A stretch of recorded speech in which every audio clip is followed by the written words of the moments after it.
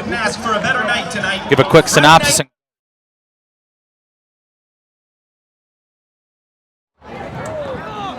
Network, the leader in local news, sports, arts, and entertainment in southwestern Connecticut. The following is a presentation of the HAN Network, the leader for local news, sports, and entertainment in Fairfield and Westchester counties.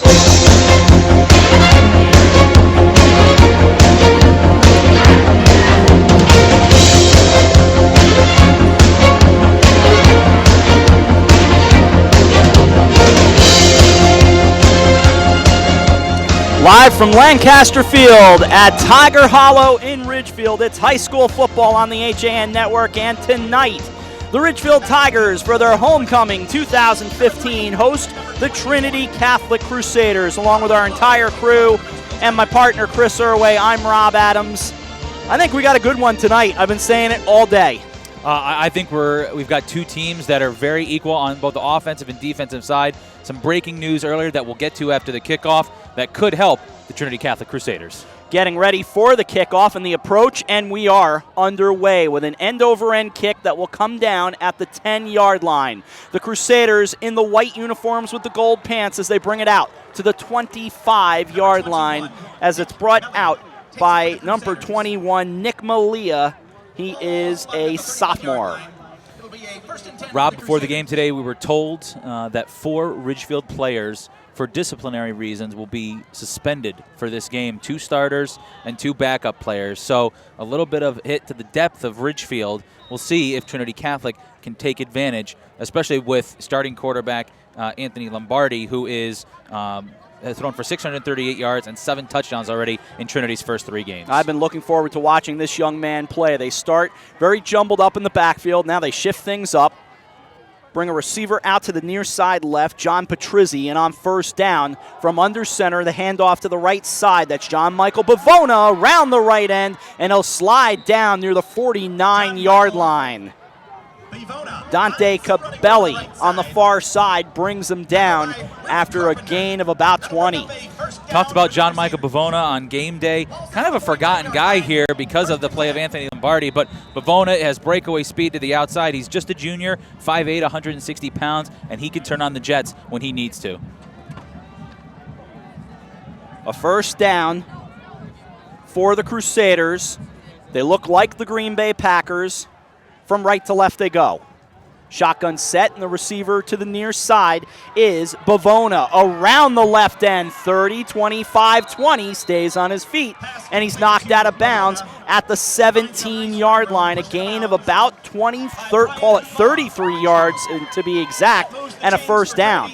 Amazing that Trinity Catholic is in the S division, the small team division. They play all L and double L teams on their schedule, and they have a distinct disadvantage when it comes to the amount of players on their squad compared to Ridgefield, but not showing any ill effects of that with 2 huge chunk plays to Bavona. They've got a bevy of playmakers on the outside, especially Johnny Somers and Isaiah Sanders. They've combined for over 600 yards of offense and 23 catches. Double nickels as we start here tonight, 55 degrees. I happen to be pretty fond of that number.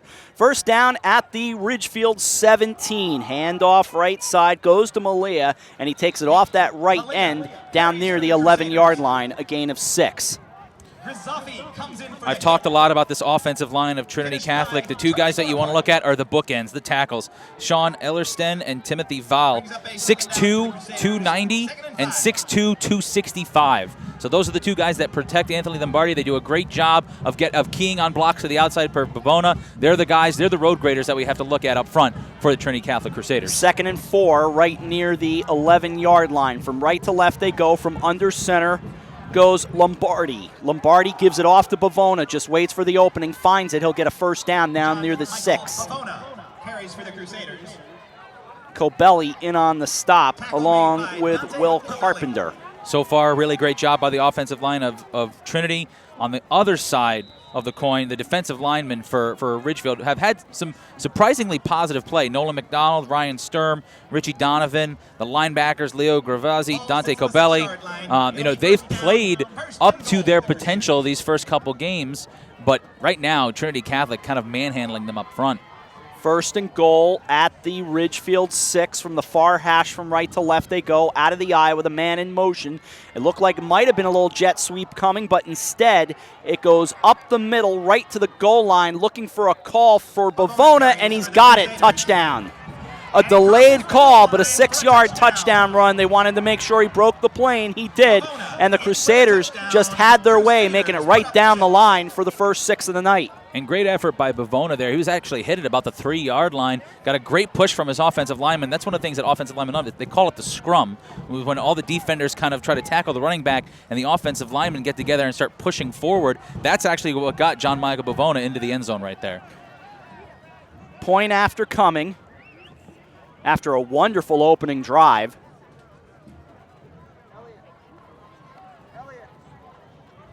Move the ball over to the near hash as it sits at the 3.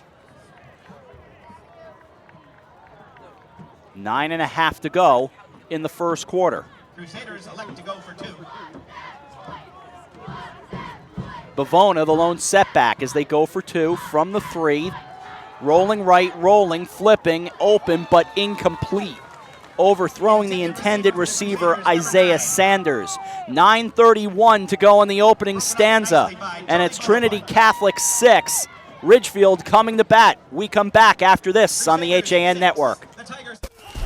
When you experience a sports injury, you want to get better and fast. Coastal Ortho Express gives you direct access to orthopedic care quickly. Their physicians are fellowship trained in sports medicine at world-class universities and are also team doctors for area football teams. For specialized personal care of sports injuries, go to Coastal Ortho Express. Open Monday through Saturday in the iPark building, 761 Main Avenue in Norwalk, or coastalorthoexpress.com. Coastal Orthopedics, keeping you on the move.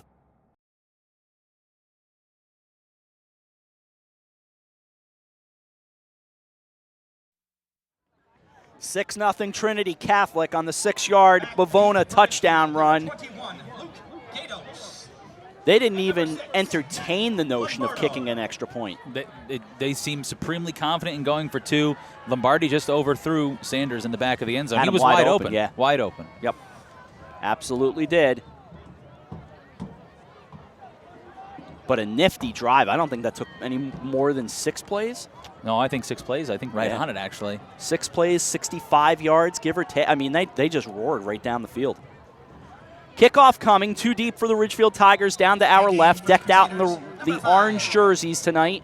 The white numbers outlined in black, and the kickoff coming. Just a little pooch right up the middle. A ground ball that's actually loose. It was initially bobbled by Ridgefield. You talk about a scrum, we got a scrum here. Trinity says they've got it, of course. Joe Arceri on the near side, very calm. And the body language indicates that it'll be Ridgefield football, and it is. Talking a little bit about the Ridgefield offense today on game day, as we see number 12, Andrew Fowler, the starting quarterback, suffered a concussion, was kind of iffy throughout the week.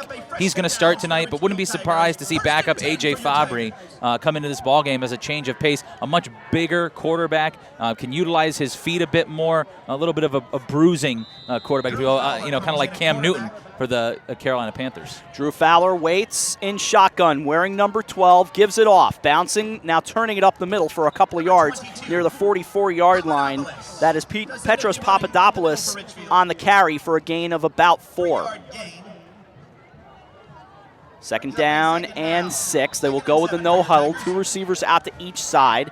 Fowler waits in shotgun. Papadopoulos is a setback, throws left side. It's complete out near midfield, but tackled immediately out to Colin Lowe, the junior.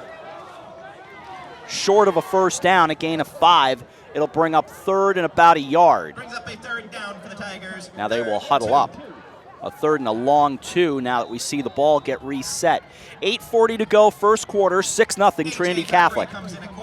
And here comes A.J. Fabry and also Patrick Lang, number 5, who had 97 yards on 23 carries and 2 touchdowns in his last game. So a little bit more of a power package here for Ridgefield. And they'll go out of what looks like almost the classic wing tee.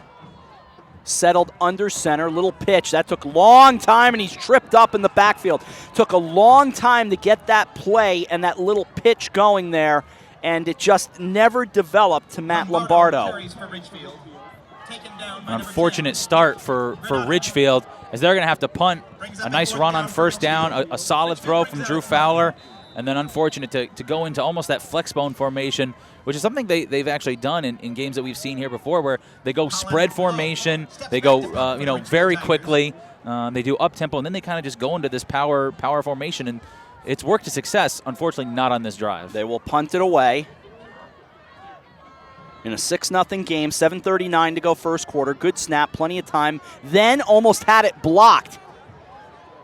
Had a little too much time to get that to develop, and it'll roll fortuitously down to the 6-yard line. Colin Lowe wound up very lucky, though. He did very much. There were 3 very tall, very lanky Trinity Crusaders that were about to jump, and luckily Lowe just got it off in time, and a good result for Ridgefield. Now Trinity Catholic has to drive 95 yards. 6-0. Crusaders on top, 7:28 to go in the first frame in Ridgefield. If you were here during the daylight hours, you can get a sense of it now with the trees across the way. But earlier today, the trees that surround this valley, just absolutely beautiful, picturesque New England day, rather.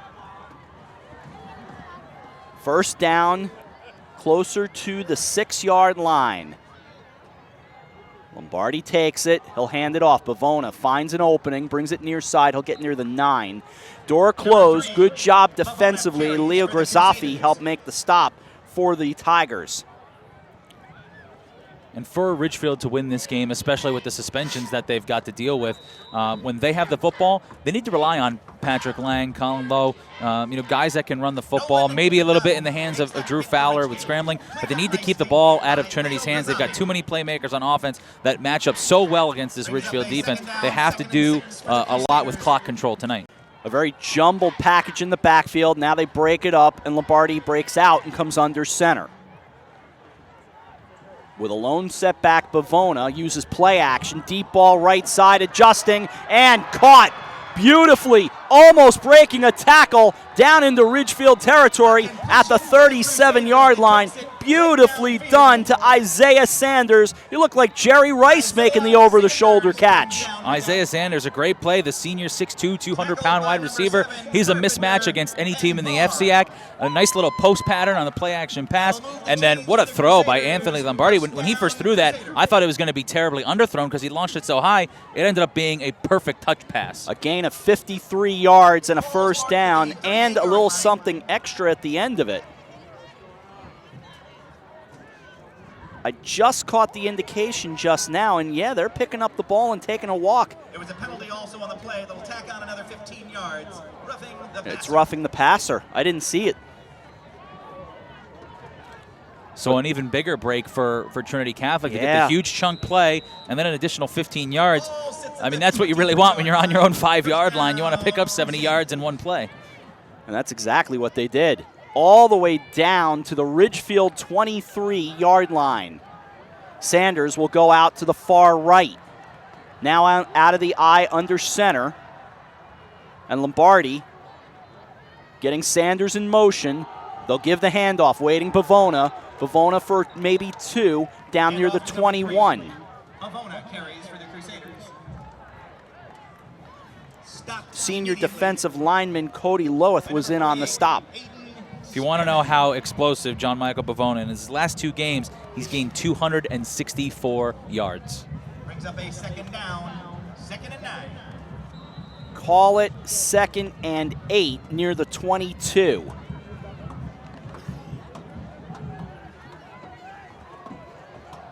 Waiting in shotgun, 3 receivers out to the right, 1 to the near side left, 1 in the backfield with Lombardi. Takes the shotgun set, gives it off, looking for an opening again and a couple of yards down near the 17-yard line. A gain of 4. First carry of the night for Justin Green. very interesting on the roster. Justin Green is listed as a slot back, something you typically don't see on a roster. Slot back, cornerback, you know, a little bit more of like a scat back, I guess you could say. You know, 5'10", 165 pounds. Ball at the 17. It's a solid 3rd and 4 in a 6-0 game, under 5 to go first quarter. Receivers to each side. Giving it off again, trying the left side. Oh, making the turn outside the numbers into the end zone for the touchdown goes Nick Malia. Really great job by Nick Malia to get to the outside and be patient. Ridgefield had this play snuffed out. They had a couple of defenders ready to tackle Malia. Unfortunately, they didn't contain. They didn't keep contained on the outside. Malia is able to cut it out all the way to the edge and then turned on the Jets. And another easy touchdown drive for Trinity Catholic. 95 yards, give or take. And again, of course, aided by the penalty, but also the big 55-yard completion. Looks like they'll go for 2 again. Now up 12-0 with under 5 to go in the first. Nope, this time maybe they're going to, yes, they will indeed go for 2 out of the eye with a receiver to the near side. They'll give it off and waltzing into the end zone for the conversion. That was basically too easy. Was it Bavona on the carry? I wasn't sure that it was. It was Bavona, yep.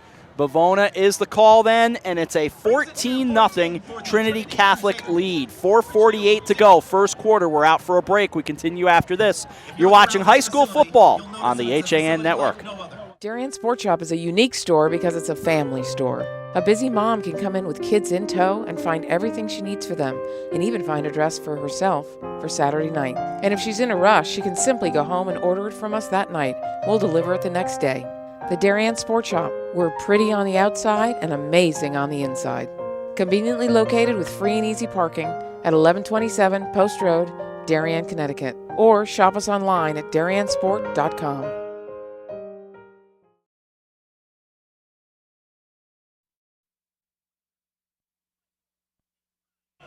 14-0, 4:48 to go, first quarter.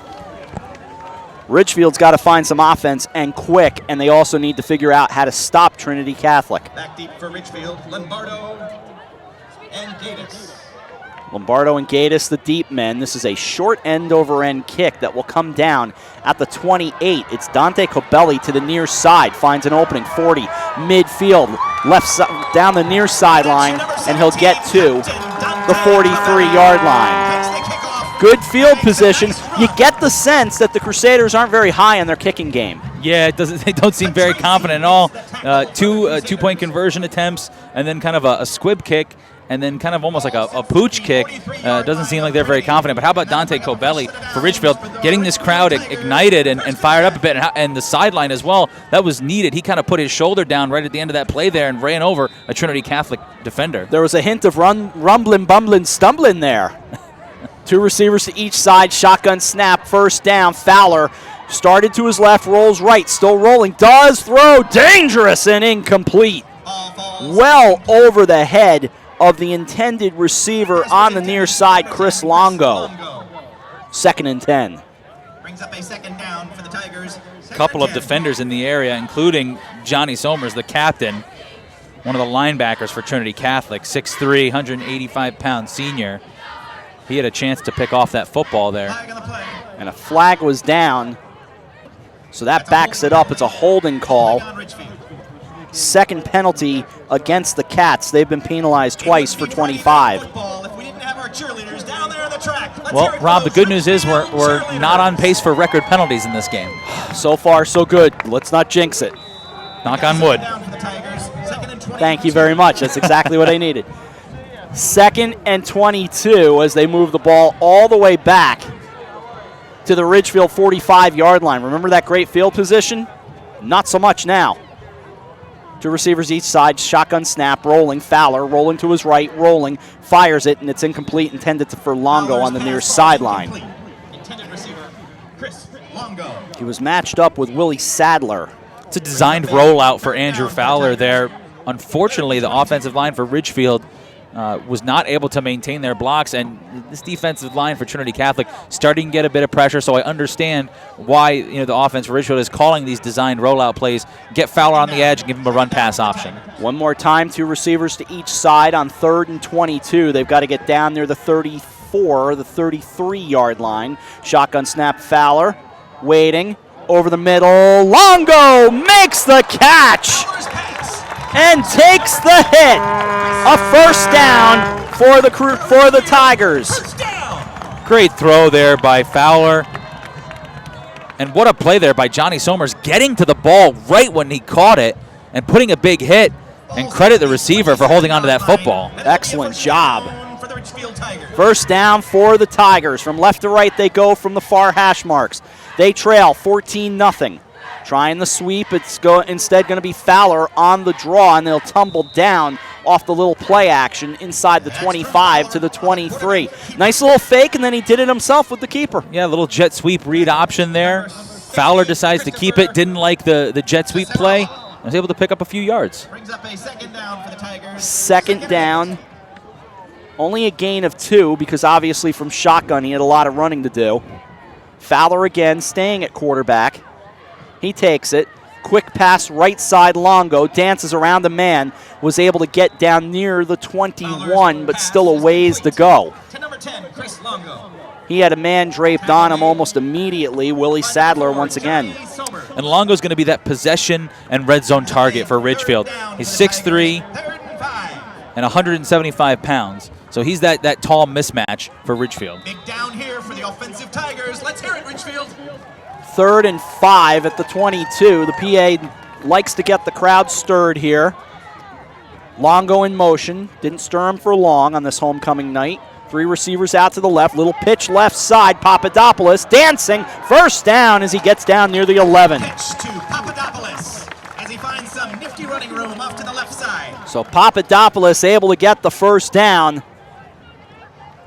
That play looked like it had a chance to be disastrous with the little, it looked like it took a moment for that pitch to take place. But also a really great crackback block by Colin Lowe there on the outside to spring Papadopoulos for a few extra yards. A first down, quick pass over the middle. Trying to dance down near inside the 10. That's number 22 for Ridgefield. It was Papadopoulos, so actually not on the pass, excuse me. It was just Papadopoulos off the little pitch again. For a couple of yards. But a couple of yards. They're ready again, quickly, down near the 7. Rolling, Fowler, fires right, has a man, Longo to the goal line. Touchdown Tigers. With number 10, Chris Longo for the Ridgefield touchdown. Simple play, nice little rollout by Fowler. Longo hits the flat, nice catch, breaks a tackle, and an easy score for Ridgefield. A much-needed score to get back in this ball game and turn that momentum around. Trying to cut it to a 7-point game. Papadopoulos, he not only runs it, he kicks it. And he'll try to kick it right here. Though they are taking a long look and they need an extra body, so very quickly from the near sideline, charging out goes Cody Loweth. They did not have enough men. Now ready, out of the hold of Luke Gatos. There's the snap, spot, kick, up, end over end, and good. 2:07 to go in the first quarter. Ridgefield is on the board. Trinity Catholic 14, Ridgefield 7. We come back to Tiger Hollow right after this, with the Tigers now needing a defensive stand. You're watching some Friday Night Football, the FCIAC on the HAN Network. Connecticut is coming back to hometown banking, to a partner that makes small businesses feel big, where community comes first, where high-tech tools go hand in hand with a human touch, where you get the know-how only neighbors can deliver, where saving time is important too. It's time to expect more. It's time to bank well, bank smart, bank local, bank well. As I said when we went to break, the Tigers now need a defensive stop, and so far early on they haven't shown that they can do that. Yeah, I think unfortunately with the way John Michael Bavona is running, they're going to need to stack the box, 8 or 9 guys, and have Anthony Lombardi beat them down the field, which is something he's been known to do. Kickoff here is a ground ball that bounces initially off of Justin Green. Now scooped up and run near the 25-yard line. The problem for Ridgefield, especially with their defense, is that Trinity Catholic is so balanced on offense. They've got the playmaking running back in John Michael Pavona. They've got a solid leader at the quarterback position who can run it and throw it. And then they've got receivers on the outside, like a guy like Sanders, who can burn a defense, especially with Patrick Mullery, one of the defensive backs for Ridgefield, who's out for the season after suffering an injury against Norwalk. I mean, they're already depleted in the secondary. You combine that with the suspensions. I mean, it's pretty tilted on one side right now. Ball at the 31, so good field position. It's a little bit of a different perspective from where we're calling the game. So many times we call a game from right near midfield. More often than not, at least we hope we can. Tonight, a little down near the 35, but a nice perspective, and they always treat us well here. First down for the Crusaders as a horn goes off. Stepping back, rolling right, pump fake. Lombardi breaks the tackle, throws it far side, looking for a receiver. Looks like he got it. He did. My goodness, catch made on the far side by Dylan Dane. Dylan Dane, number 41, comes down with that completion. It's a gain of 12 to the 42. And how often do we see a fullback anymore in any type of football? No. But Dylan Dane, the fullback and middle linebacker, he's a senior, 5'11", 225 pounds. So a little bit of a bowling ball getting out on the flat there and coming down, showing some hands. A nice little catch. A couple of old school coaches on the staff of Don Panipata. That can't hurt things. And Donnie Panipata's got some old school ways to himself. First down for his Crusaders. They lead 14-7 late in the first quarter. Lombardi had plenty of time, and he's wrestled down. It should go as a sack, although it was only about a loss of a yard in the end. And Lombardi wanted Johnny Somers, the senior captain, on a little quick slant. It wasn't there, taken away by the Ridgefield defense. And then Lombardi to scramble around. Lucky to only lose, a yard. Really not even. He actually got back to the line of scrimmage. Ryan Sturm helped make that stop. Leo Grizaffi as well. Looks like they would share the sack if we're going to keep such things. I'll tell you, the one thing that wasn't old school about Donnie Panipata today on game day were his shoes. Did you see those things? Those were beautiful. Those were fresh. Those were a fresh pair of sneakers. Fresh kicks. That's it. Receiver to the near side, Sanders, but they'll go to the ground on second down, and it's Bavona to carry tacklers right to the 49-yard line. They'll come up about 2.5 short of a first down. It's tough for me to take you seriously when you say fresh kicks. Come on. Give me something. The amount of grief I've taken today from between you and Don Eng. Rough crowd. Down to 10 to go in the quarter. You know what I always say is if you get made fun of by me, it's a sign of respect. Absolutely true. First quarter comes to an end. Entertaining for sure. Tigers on the scoreboard after one quarter at Lancaster Field at Tiger Hollow. Trinity Catholic 14, Ridgefield 7. Second quarter starts right after this. You're watching high school football. You're watching the FCIAC on the HAN Network. Do you do a lot of running around but get nowhere when you're buying a car? Visit Pamby Chrysler Jeep Dodge and Ram for the one-stop buying experience and stop spinning your wheels. Can be bought online at tigerhollow.com or at Second quarter getting ready to get underway here at Ridgefield. And high school football on the HAN Network, brought to you by Bankwell, Coastal Orthopedics, and by the Darien Sports Shop. We thank all of them for their support. With Eric Gendron, AJ Simonowski, Chris Irway, I'm Rob Adams.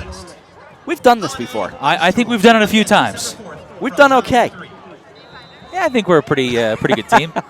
Third and a long 2 at midfield. 14-7 as we start the second quarter. A receiver to the far left. Out of the eye, Lombardi and Trinity Catholic. To the ground with John Michael Bavona. He was stopped in the backfield, danced his way for a first down, a gain of 3. He was stopped, though. They had him. He had a couple of jump cuts there that were able to spring him for a few extra yards, picks up the first down. Really great job by John Michael Bavona, just being patient and then showing the athleticism. You know, Chris Berman is so polarizing, but you can't help but think of whoop as you watched what he did right there. Very true. Second quarter underway in a 14-7 game. Bavona and Malia, the touchdowns for the Crusaders. Longo, a 7-yard touchdown catch from Fowler for Ridgefield. Trinity Catholic brings 2 receivers near side right. Lombardi in shotgun. Takes it and gives it, fakes it to Bavona. Now he rolls right. Deep ball. Sanders adjusting. Catch made at the 14. Push the defender out of the way. That was Will Carpenter on the coverage, but it's a first down. I mean, I'm amazed I saw no flag. A first down at the Ridgefield 14. Yeah, absolutely could have been called for offensive pass interference. The referees decided to keep the flag in their pocket. What a great job of adjusting to what was an underthrown football there by Lombardi, but Sanders, a great job to concentrate, readjust, and come down with the football there. That actually wasn't the play that Lombardi was looking for. He was looking for Somers over the middle and a little seam route, but really good job to adjust and then put it up to his tallest receiver. A first down at the Ridgefield 14 on the near side hash and a 14-7 lead. Shotgun snap. They go to the ground with Lombardi, who does get tripped up but tumbles into the end zone. Touchdown Crusaders. And we've talked about Lombardi's arm for, every game he's played. I mean, he throws the ball consistently well.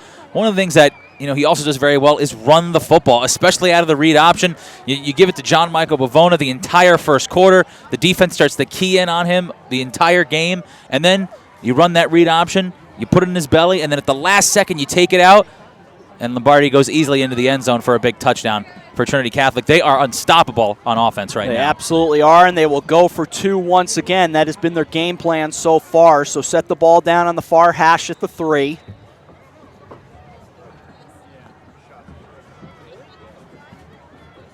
$20-7 right now, pending the conversion. The Crusaders elect to go for 2. They'll stack up on the line of scrimmage, working in shotgun this time, with a receiver to the left. Takes it, now he gives it, looked like Malia, and it looks like he came up a hair short off that left side. That's a break in at least one way for the Tigers. And unfortunately for Ridgefield right now, it is, do or die. They really need to get a stop against this Trinity Catholic offense. And they need to keep scoring. 10:51 to go in the first half. Trinity Catholic 20, Ridgefield 7. We'll take a timeout. It's high school football. You're watching the FCIAC on the HAN Network.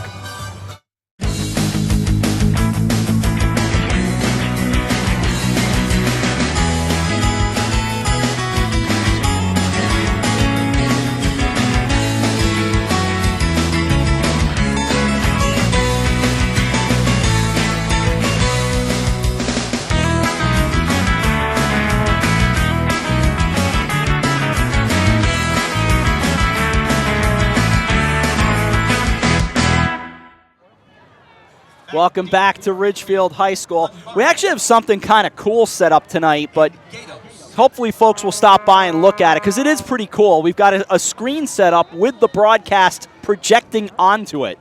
It's a very cool setup. I like it. I liked it better when we were on the kind of the granite work. It's not granite, but you know what I mean. It was on the brickwork on the stone? Yes, the stone. Thank you. Off the little short kickoff. It's good field position for the Tigers. But it was just kind of fun to see our faces on that stone before. It is cool. It is very cool to see our faces on the side of a building, no less. I mean, very cool. I took a picture. I'll try to post it later on, but you're not posting anything here tonight.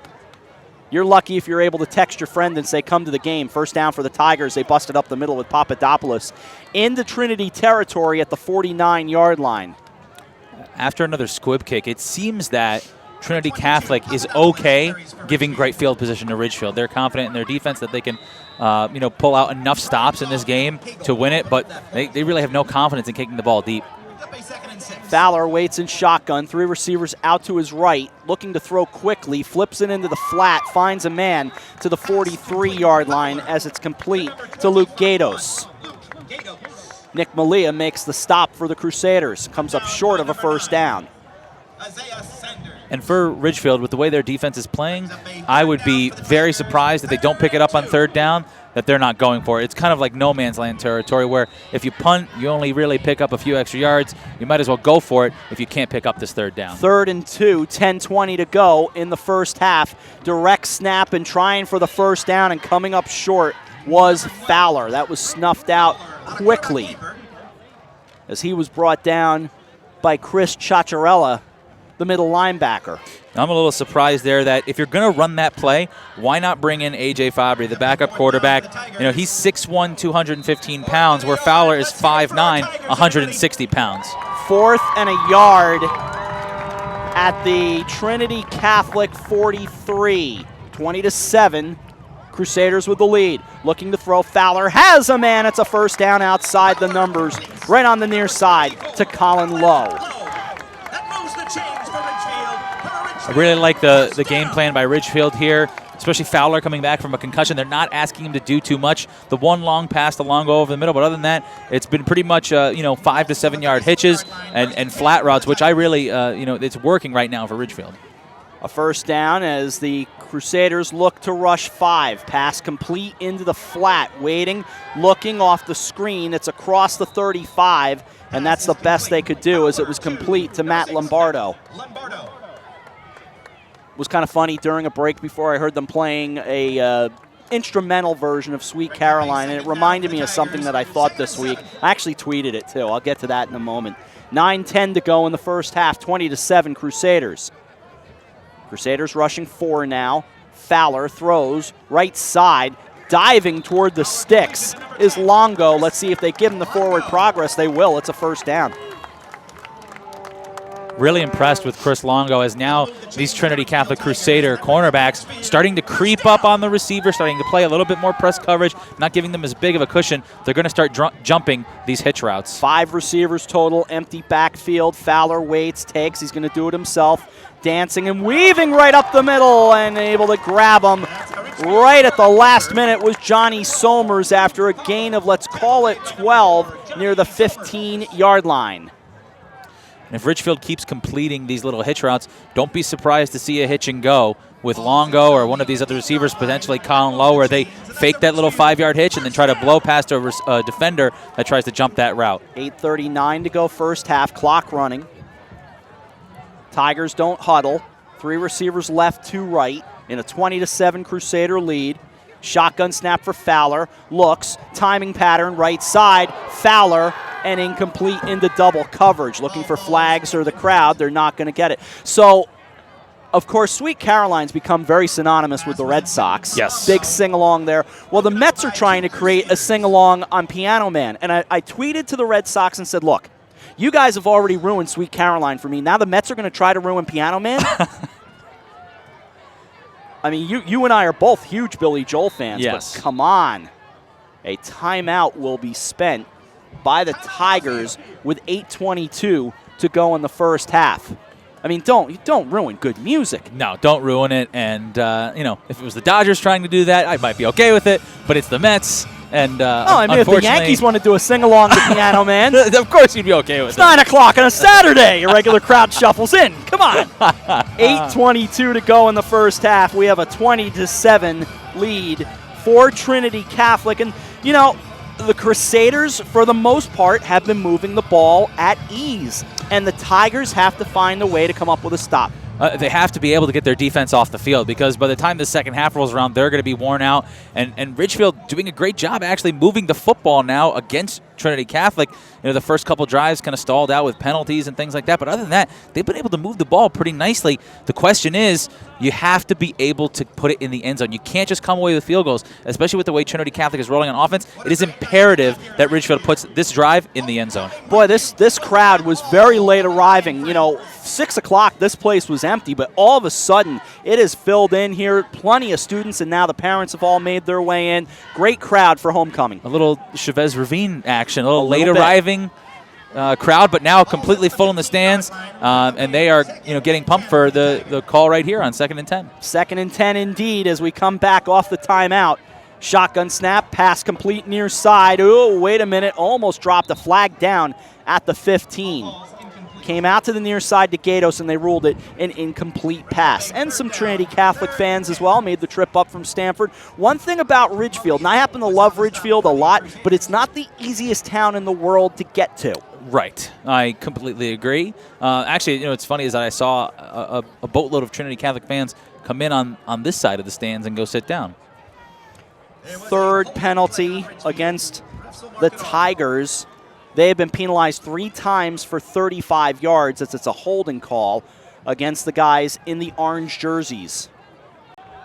Look once again, I'm always fond of whatever Ridgefield comes up with. Their uniforms are generally pretty classic, and this is another good look for them tonight. 3rd and 20 at the 25 in Trinity territory. 5 receivers total. Fowler trying to thread the needle, dropping it in, and unable to come up with it is Longo. And that almost hit Longo in the shoulder pad. Yeah, it almost did. It was a bit underthrown. If Fowler leads him just a bit more to the back of the end zone, I think Longo, catches that touchdown. What do you think of the call? You need 20. They tried to go for the whole thing. Now it's 4th and long, and you can tell they're going for it. Would you prefer that you kind of bite off a little less on 3rd down, get closer to the first? I mean, I've always been the proponent of if you're at 3rd and 20 and you know you're going for it on 4th down, try to pick up about half. Try to pick up 10 to 12 yards and make it manageable, because now you're probably not confident in your kicker to come out from this distance. You're looking at probably a 42-yard field goal. Instead, now it's 4th and basically goal. I mean, you've got to probably throw another pass to the end zone. Sure. Long chat here with the Crusaders and their head coach, Donnie Panipata, who's done a wonderful job with this program. Standing about 5 yards away from him, and I can tell by the body language. 3rd down for the Ridgefield Tigers. 3rd down. Just watching his body language, I can tell that is Rich Albanizio, the longtime Greenwich coach. 3rd and 20.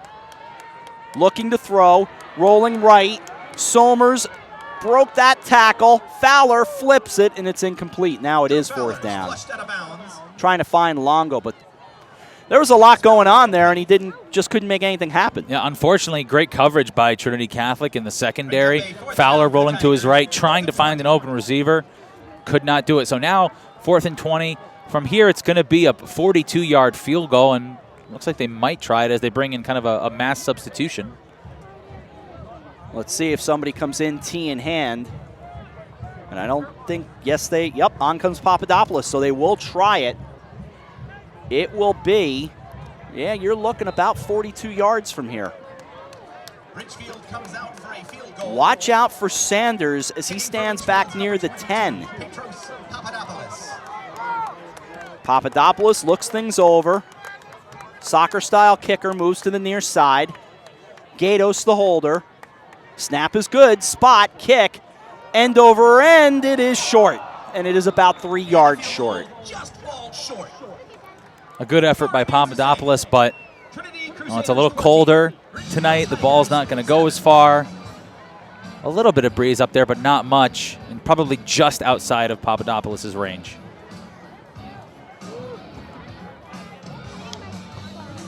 So that comes with 7:54 to go in the second quarter. A miss of 42. And a missed opportunity big time for Ridgefield. They had a pretty easy time actually driving down the field, and then the drive kind of stalled with a couple of penalties, and now Trinity Catholic takes over, and they've been a machine on offense. I have to absolutely make sure to recognize how wonderful the Ridgefield program is. This is one of the best I have seen, and it looks like Lombardi's going to spend a timeout, which gives me an extra moment to talk about it. For years, whenever I've come here, I've been able to at least glance at a program, if not get one. This is amazing because so many times you'll come up with programs that are just all ads, and we get that. Of course, that's the name of the game. You're trying to support what's being done, get a few pictures and all that. And the Greenwich program, we got many of them over the years. Those were great as well. But there's a lot in this program. I mean, this is hefty. I remember mine from senior year. It was about maybe a quarter the size of this. It was like 10 pages. I mean, this is a hefty program. Yes. And really well done. Yes, but of those 10 pages, at least 7 were dedicated to you. Oof. In fact, none were dedicated to me. Come on, you're just saying that. You're just talking. That's just crazy talk right No, there. actually, my mom and dad said, hey, do you want us to take a full-page ad out? It was a couple $100 or whatever. And I said, you really don't have to if you don't want to. And they said, all right, good, because we really didn't want to. Off the quick timeout, shotgun set, Bavona left side, turns it, able to get for a couple of yards to the 23-yard line. 20-7 our score. Trinity Catholic on top, 7:40 clock running first half. We've got a hold on Trinity. First penalty of the night against them. So that's going to back them up. There's a flag on the play. It looks like it's holding against the Crusaders. Couple of other games that I thought were kind of interesting tonight. Hopefully you've had a chance to glance over and check out the work of the Stanford Black Knight broadcasters. They are hosting Staples tonight, but also Greenwich and Trumbull playing. I think that's an interesting ball game. I think it would be. I think it's going to be closer, and I'm not sure what the score is, but especially because you can't get service here. Right. But I expected a really close game.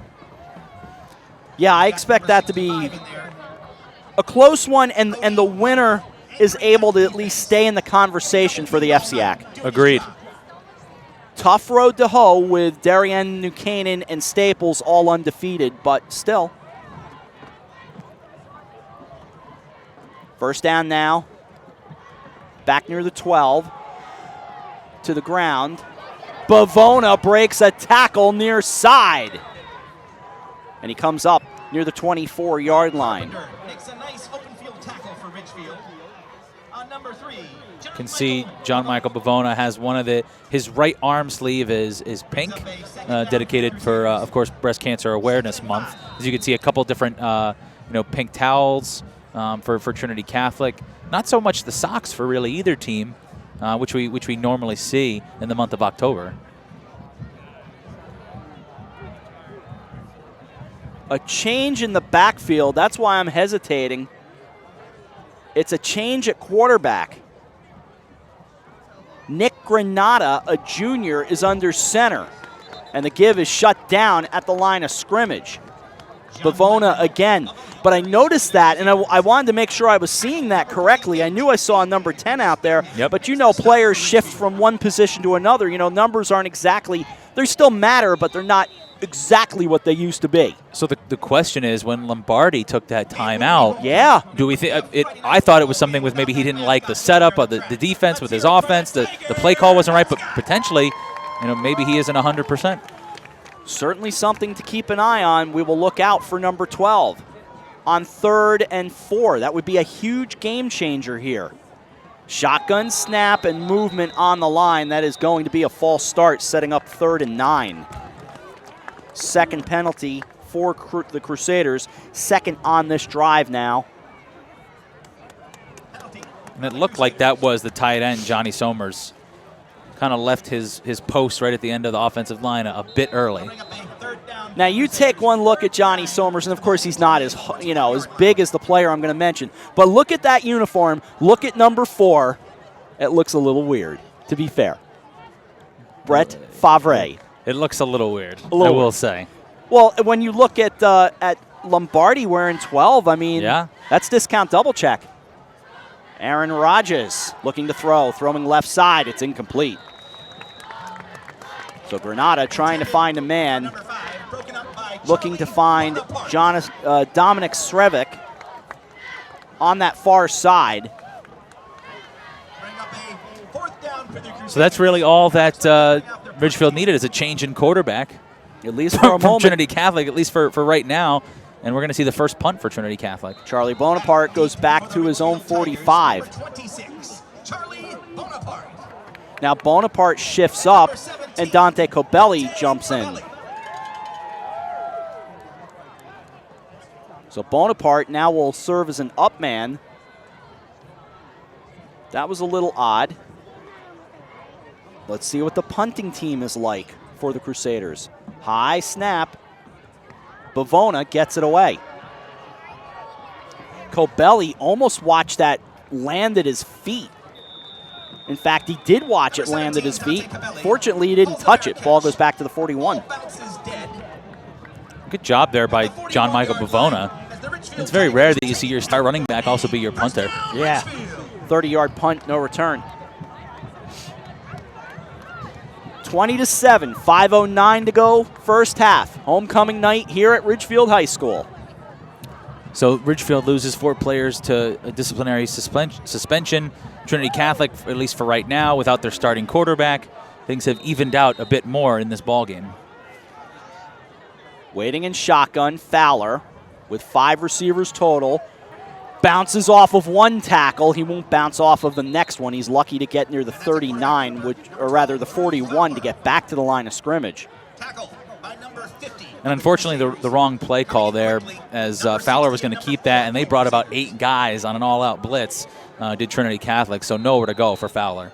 Nick Malia off the near edge. Almost got him in the backfield. 4-4 is remaining first half, 20-7, Trinity Catholic. Shotgun snap for Fowler, looks right, throws right, does find Longo along the hash marks, breaks a tackle to get near midfield. Completed to number 10, Chris Longo.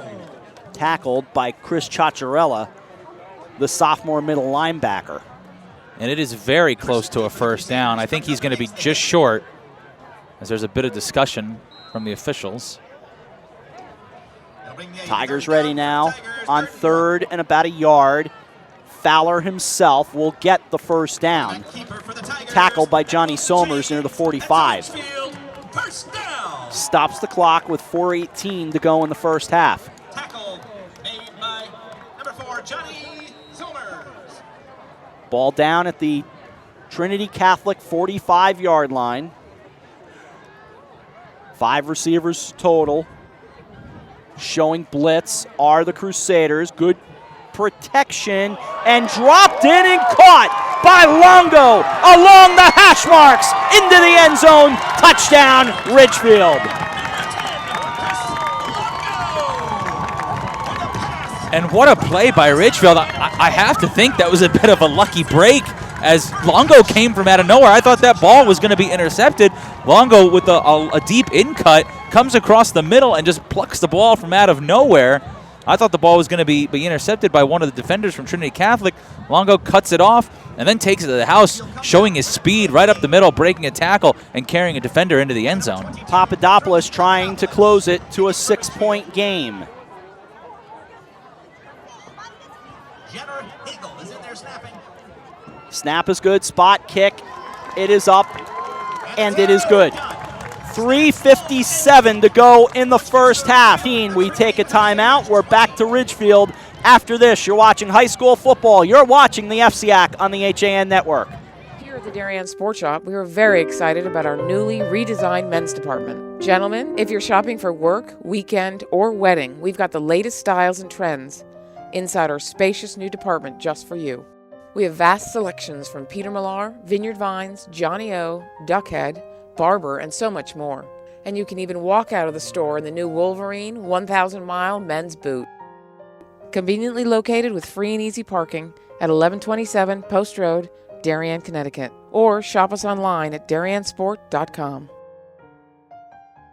20-14, Trinity Catholic on top of Ridgefield. 3:57 to go before the break here at Lancaster Field at Tiger Hollow.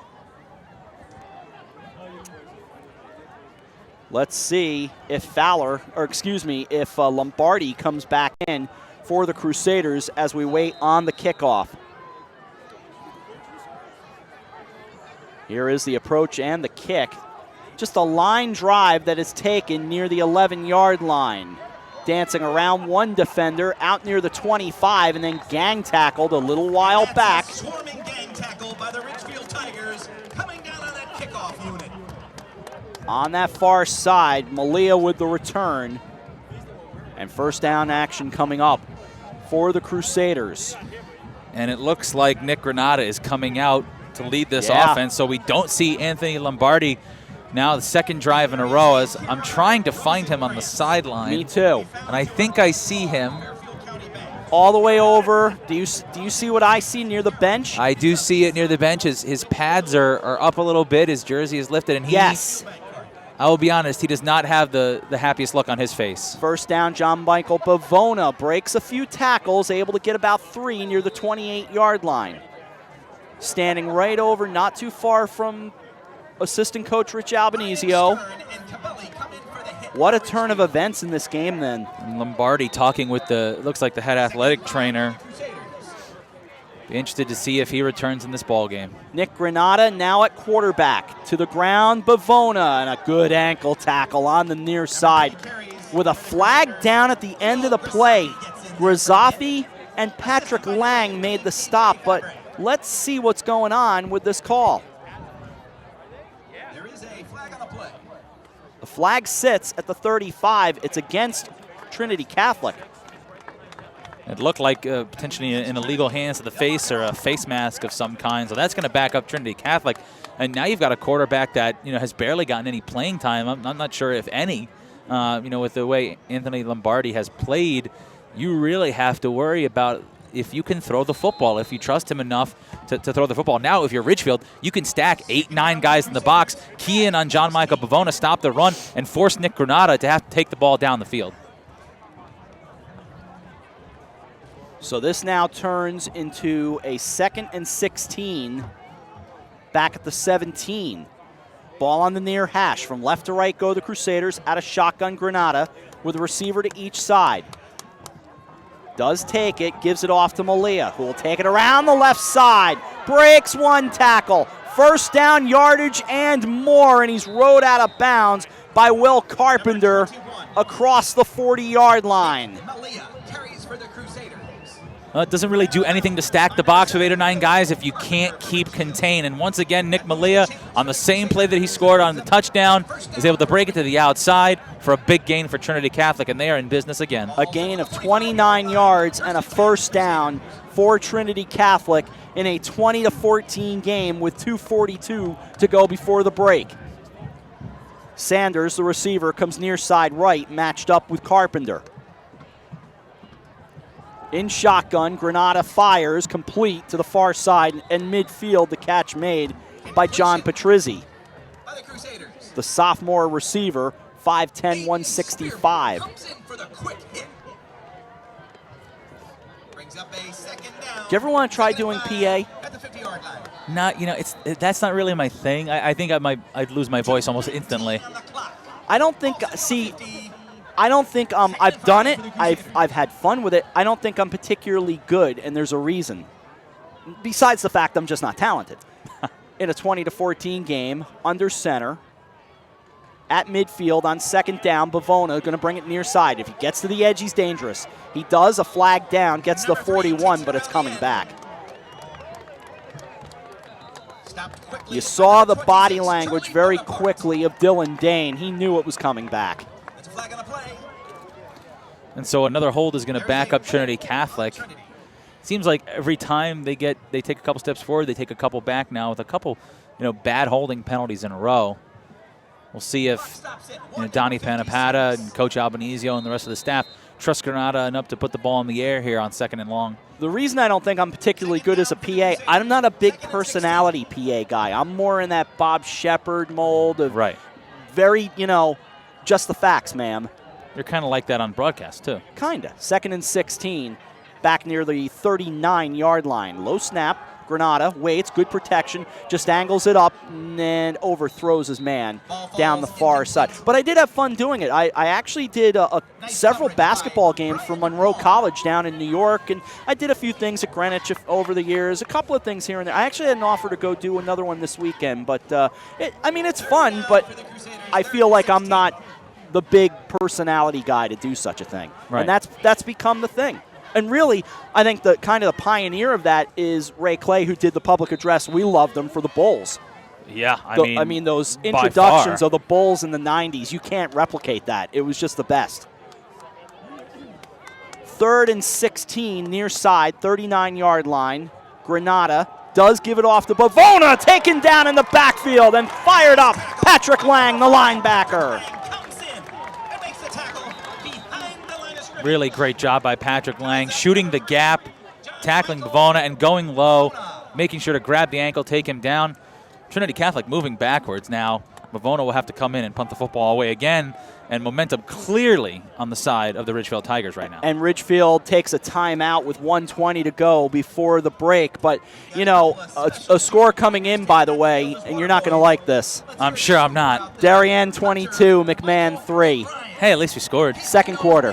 McMahon, I mean, it's a rebuilding year for Brian McMahon. They lost every single piece of their offense, so I'm not surprised by the score, especially with how great Darien is. I don't disagree. A quick timeout. We're back after this with a timeout on the field, 20-14. You're watching the FCIAC on the HAN Network. Back to school means back to busy, and Stewart's Market can save you precious time by stocking all of your favorite essentials under one roof. For a healthy start to school, we have all the ingredients. Walter Stewart's, your family-owned fresh local market, 229 Elm Street and at stewartsmarket.com.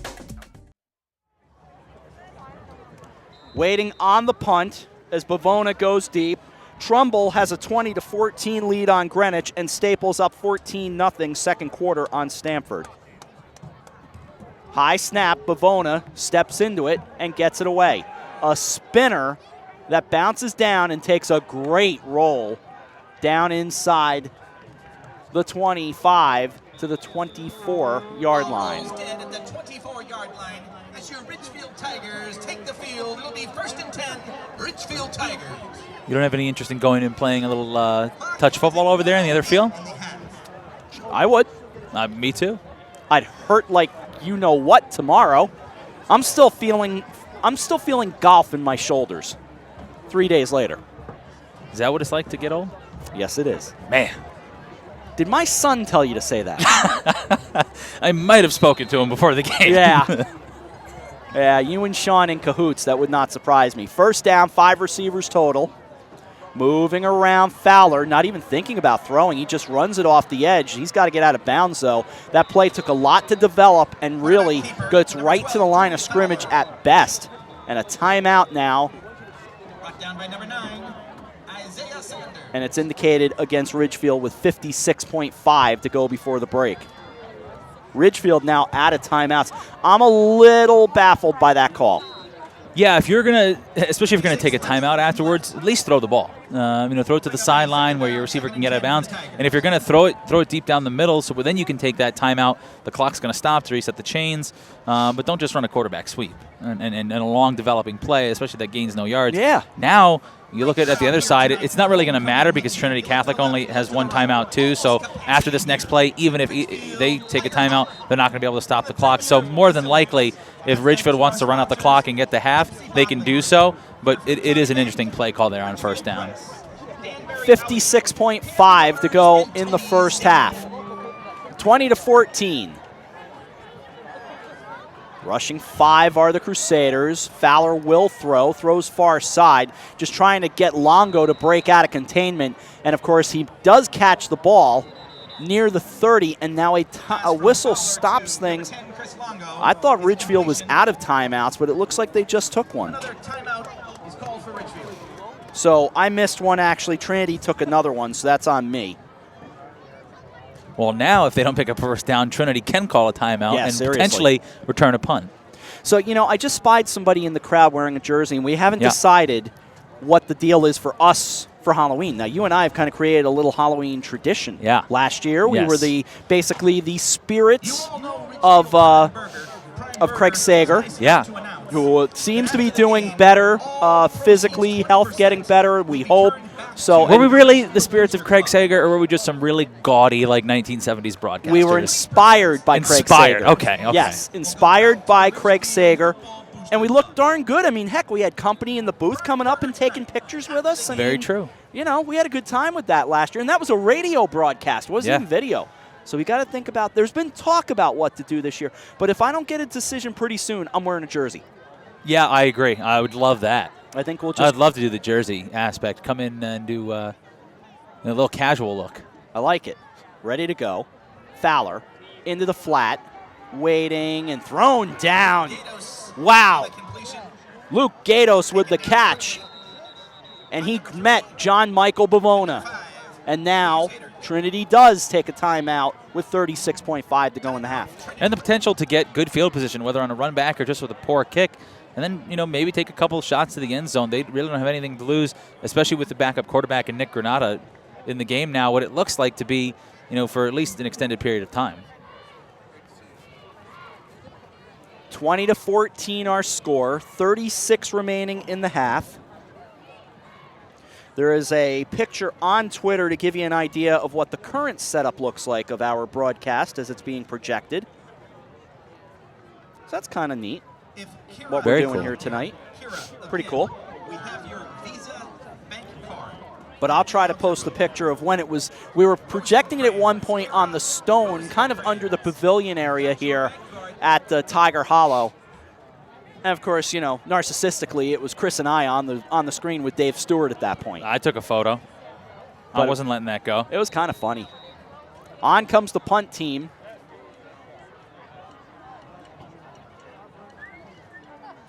Good snap. Stepping over, getting into it. Colin Lowe punts it. Sanders back at his own 30.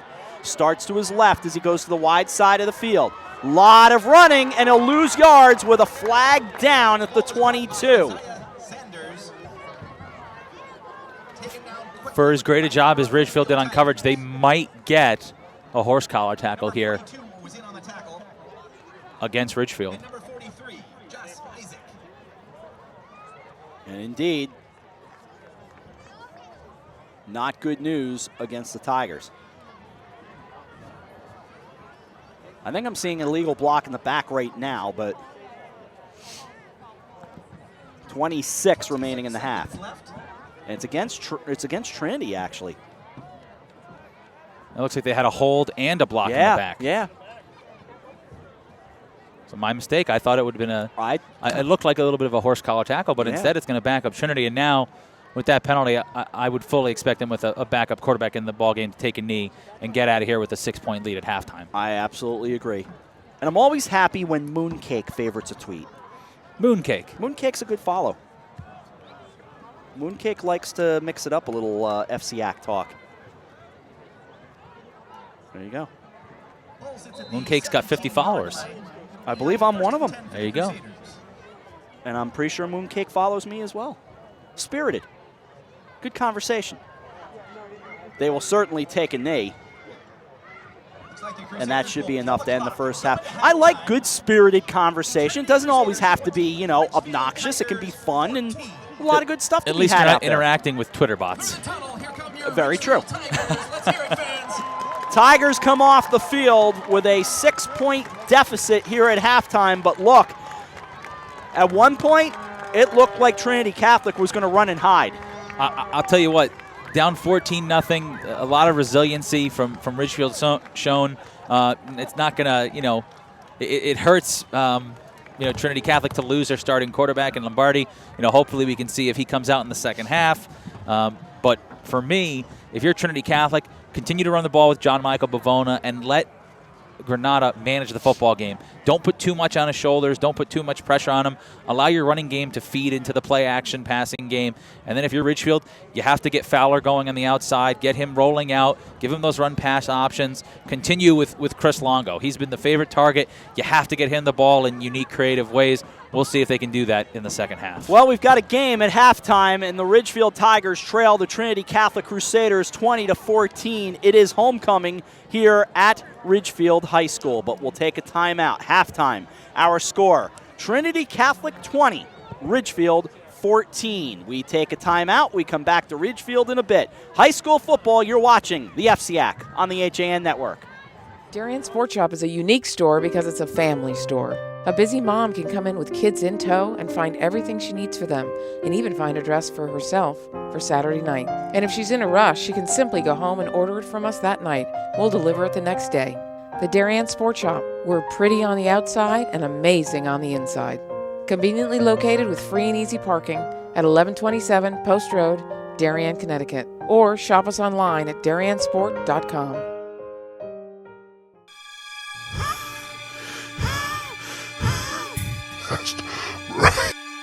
Have no fear.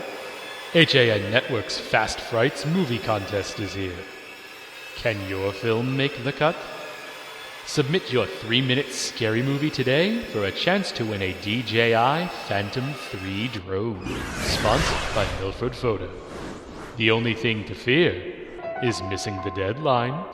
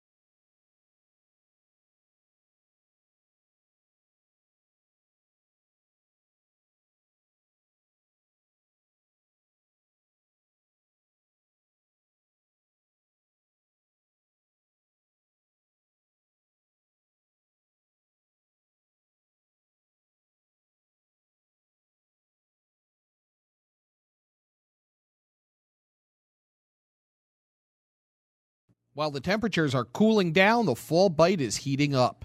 Albies, bonita, blackfish, alligator blues, and stripers are following the large schools of bait that are abundant in the Long Island Sound. If you love the New England coast during autumn, this is the time to be on the water. The latest from Shimano, Quantum, Avet, Hoagie, Phase 2 and more are in stock and ready to go at the Dock Shop. And don't mind those fall breezes with jackets, hats, gloves, and fleece from Grundens and Stormer. The Dock Shop will keep you warm and dry. Boater, beach bum, fisherman, or simply love the New England coast, this is a unique place to shop. The Dock Shop, now in 2 locations, 51 Tokenique Road, Darien, 609 Riverside Avenue, Westport, or on the web, dockshop.com. When you experience a sports injury, you want to get better and fast. Coastal Ortho Express gives you direct access to orthopedic care quickly. Their physicians are fellowship trained in sports medicine at world-class universities and are also team doctors for area football teams. For specialized personal care of sports injuries, go to Coastal Ortho Express. Open Monday through Saturday in the iPark Building, 761 Main Avenue in Norwalk, or coastalorthoexpress.com. Coastal Orthopedics, keeping you on the move.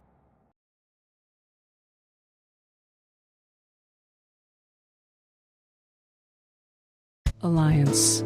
We are an industry leader in coordinating transportation for large events such as corporate road shows, conferences, and special events. Our team of experts understands the dynamics and logistics of high-pressure situations and complex arrangements, all within a rapidly changing environment. Since 1999, we have added charter jets, event management, and personal protection to our range of services. Mention this ad for $25 off your next round-trip reservation. Alliance and you. Together, we can achieve the extraordinary. 855-546-6996 or alliancelimo.com. It's time to come back to hometown banking, where people are taken into account, not just balances, where community comes first, a place where there's more than one kind of interest, where automation will never replace consideration, where they not only know your name, they know your dog's name too. It's time to expect more. It's time to bank well. Bank smart. Bank local. Bank well. High school sports on the HAN Network, brought to you by Budget Blinds, along with Football University and Pamby Motors. Halftime here at Ridgefield High School. Chris Irway rejoins me in a moment. I'm Rob Adams. We're joined now by Stephen Klaus, our halftime guest. And Stephen's been writing for the Ridgefield Press, helping Tim Murphy out. And normally I would pick on a guy when you work for, like if you were working for my partner Chris Irway, I'd say, you poor soul. Murph's such a good guy though, Stephen, so I can't give him a hard time. He is a good guy. He's been a lot of fun to work with. What's this been like for you? Well, it's been an amazing experience. I reached out to Tim last summer, started an internship. I did some girls lacrosse, boys lacrosse, some features over the summer, developing my writing skills a little bit. He offered me the position covering the football team for this fall, and I was psyched, and it's really been amazing. I enjoy it.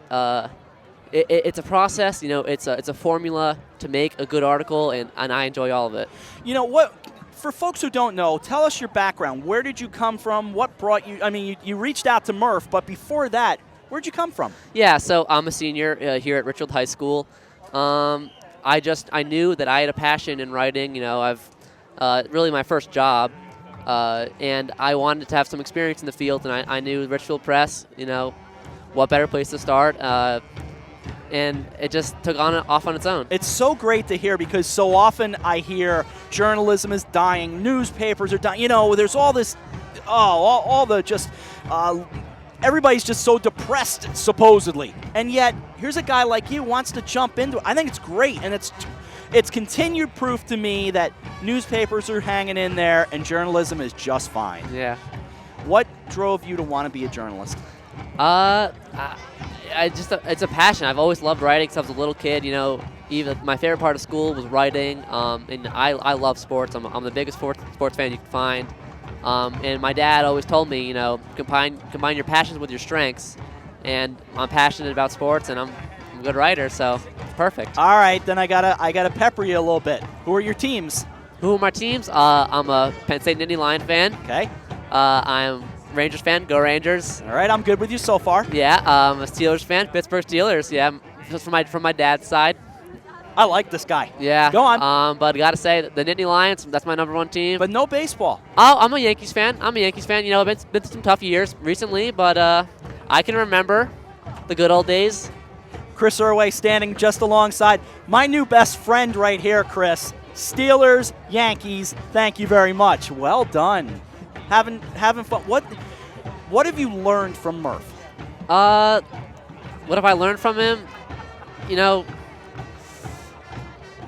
he's just really been such a great guy, and I found that, you know, in your professional career, there are some great people that you'll interact with, and I mean, he's a supportive guy. He's a nice guy. I mean, there's nothing really else I could ask from him. You know, this opportunity's been amazing.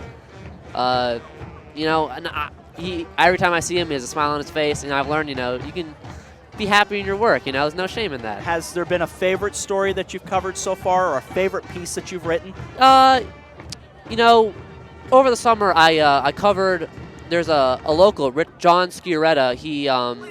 He is competing in an national obstacle course racing. He overcame some drug issues, and he reached out to us with the kernel of the idea for the story. You know, he wanted to be covered, and I reached out to him, interviewed him. There's a feature in the paper, and it was really interesting. You know, I pretty much did this guy's life story. It was a cool position to be in, and I thought the end product was pretty good. I also enjoyed a good friend of mine, Chad Chris. He's a NHL prospect. I did a little feature on him when he committed to the Boston University Terriers. So that was pretty cool to, you know, be writing about one of my friends. What's next? You're a senior. Where do you go from here? You know, I'm thinking about heading to Penn State University next year. How did I know that was coming? Of course. Yeah, you know, they got a great journalism program. They've got a great communication school. I think that it's a step in the right direction. Just going to enjoy senior year and go Tigers. All right, final thing. As a Steelers fan, what did you think of the final call the other night against the Chargers? You know, it was risky, but it turned out. And if you, at the end of the game, you want the ball in your best player's hands. Yep. And Le'Veon Bell is one of the most dominant players in the NFL. Mm-hmm. What would I have done? You know, you have Michael Vick in there, maybe a rollout, maybe a sneak. But, you know, that was all or nothing. It was a gutsy call by Tomlin. It was dangerous. Dangerous. You know, I'm a little unsure about Tomlin. I think that a lot of his success from the team of his predecessor, you know, he inherited that team and they won the Super Bowl. But, you know, I think Tomlin's he hangs in there. Yeah. Tomlin's I think he's a terrific coach, but he did inherit a pretty good Bill Cowher team. Yeah, he did. Steven, great stuff. Good pleasure. luck. We'll talk to you again. Good job. Yep. Stephen Klaus with us here on the halftime show. Chris rejoins me, 20-14, our halftime score. We'll take a timeout. We'll come back to Tiger Hollow right after this with our score. Trinity Catholic 20, Ridgefield 14. You're watching high school football. You're watching the FCIAC on the HAN Network. Do you do a lot of running around but get nowhere when you're buying a car? Visit Pamby Chrysler Jeep Dodge and Ram for the one-stop buying experience and stop spinning your wheels. Back to school means back to busy, and Stewart's Market can save you precious time by stocking all of your favorite essentials under one roof. For a healthy start to school, we have all the ingredients. Walter Stewart's, your family-owned fresh local market, 229 Elm Street and at stewartsmarket.com. Healthy, confident smiles begin at Stratford Orthodontics. Conveniently located on Main Street, we are Stratford's hometown orthodontist. We offer the latest in orthodontic technology, including Damon braces and Invisalign. We always accept new patients. Call today to schedule a complimentary consultation. 203-375-8332. Stratford Orthodontics, 2499 Main Street, Stratford. 203-375-8332. And online at stratfordsmile.com. Carl Chevrolet is proud to sponsor HAN Network's coverage of the area's best high school sports. No matter the sport, competition in the FCIAC is spirited, so get out and cheer on your favorite team. If you can't make it to the game, be sure to bring HAN Network with you to keep up with the action. Visit Carl Chevrolet in New Canaan or online at carldirect.com. Football University, the nation's leading football training experience, is now accepting applications for its 2015 camps. Our elite faculty of NFL coaches and top professionals teach position-specific on the field and in the classroom to improve your football IQ and help you reach your full potential as a player. Apply today at footballuniversity.org. Football University, where technique plus talent beats talent alone. Here at the Darien Sports Shop, we are very excited about our newly redesigned men's department. Gentlemen, if you're shopping for work, weekend, or wedding, we've got the latest styles and trends inside our spacious new department just for you. We have vast selections from Peter Millar, Vineyard Vines, Johnny O, Duckhead, Barber, and so much more. And you can even walk out of the store in the new Wolverine 1,000-mile men's boot.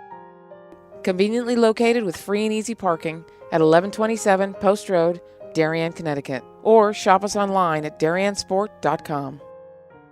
The fall bite is heating up. Albies, bonita, blackfish, alligator blues, and stripers are following the large schools of bait in the Long Island Sound. This is the time to visit the New England coast, and the Dock Shop can get you outfitted with the latest fishing gear, jackets, hats, gloves, and fleece. Boater, beach bum, fishermen simply love the New England coast. This is a unique place to shop. The Dock Shop, now in 2 locations, 51 Tokenique Road, Darien, 609 Riverside Avenue, Westport, or on the web, dockshop.com. Halftime here at Ridgefield High School, 20-14 our halftime score. With Chris Irway, I'm Rob Adams. Thanks to Stephen Klaus for joining us. A few halftime scores as we get ready for the second half. They should be at the half by now. Darien leading McMahon 36-3. Staples on top of Stamford 14-0. St. Joe's 21, Wilton 0. Prep on top of Amity. This is a final 42-7. In fact, it is the half now. Darien leads McMahon 36-3. 4-40, New London 6 halftime score. Norwalk over Central 27-0 at the half. And now at the half, Trumbull leads Greenwich 28-17. Ridgefield's going to get the ball here to start the second half. One of the things I noticed during halftime is that Nick Granata, the backup quarterback for Trinity Catholic, was only in the locker room for about 5 minutes. And then came back out. Came back out and started warming up with another player, throwing some deep passes, some 25 to 30-yard routes, because I'm assuming that he's going to be in the ball game for the majority of the second half, if not the rest of the game. And I doubt he's had much game experience throwing those types of routes, much anything beyond 5 to 10 yards. So Trinity Catholic's going to need him to throw the football, especially if Ridgefield keys in on John Michael Bavona in the second half, as well as Nick Malia and the success he's had to the outside. So it is going to be imperative for Trinity Catholic to be able to throw the football here in the third quarter. Kickoff coming as we get ready to start the second half. 2 go deep for the Tigers. They trail 20-14. Both teams 2-1 coming into this game. And the approach and the kick. Spinning down, on the run, taken at the 19. Running over his own man. And out near the 29-yard line goes Lombardo. Brings it up to the 30-yard line. It'll be a 1st and 10 for the Ridgefield Tigers. So that's where Ridgefield will set up shop here in the second half. You can see, if you're watching on the HAN Network, our HAN Network logo with the pink ribbon in honor of Breast Cancer Awareness Month. And as we mentioned earlier in the week, and I'm going to spend a moment on it here in a moment, but certainly a little extra on that topic. 2 receivers out to the left, 1 to the far side right. Waiting in shotgun is Drew Fowler. Shotgun snap, he does take it, gives it off. Bouncing up the middle, across the 30 to the 33-yard line goes Papadopoulos. Look, pink ribbons, pink T-shirts, pink socks, pink whatever is great. We need the attention. We need the awareness. But we also need the research. We need the money. We need to find cures for all of this. Absolutely, 1,000%. Receivers to each side. Again, shotgun, little shoulder fake. Fowler running with it, and he's thrown down at the 35-yard line. Do you own any pink pieces of clothing? Pink shirt or anything like that? I used to have some pink shirts. I currently don't. Much more of the, you go to the low earthy tones? Yes. Yeah.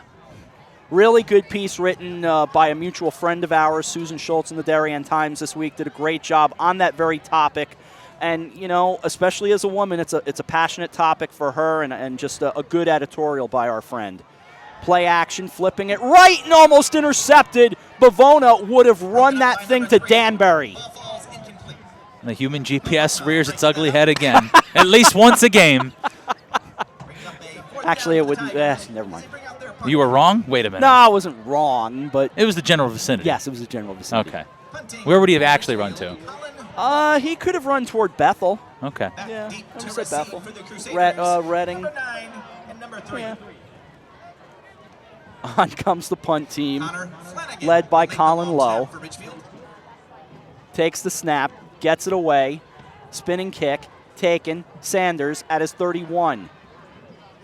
Tried to break a tackle, and he's brought down at the 32, grabbed by Will Carpenter. Again, I'm not trying to get on students or high school athletes. They're all doing it with their heart in the right place.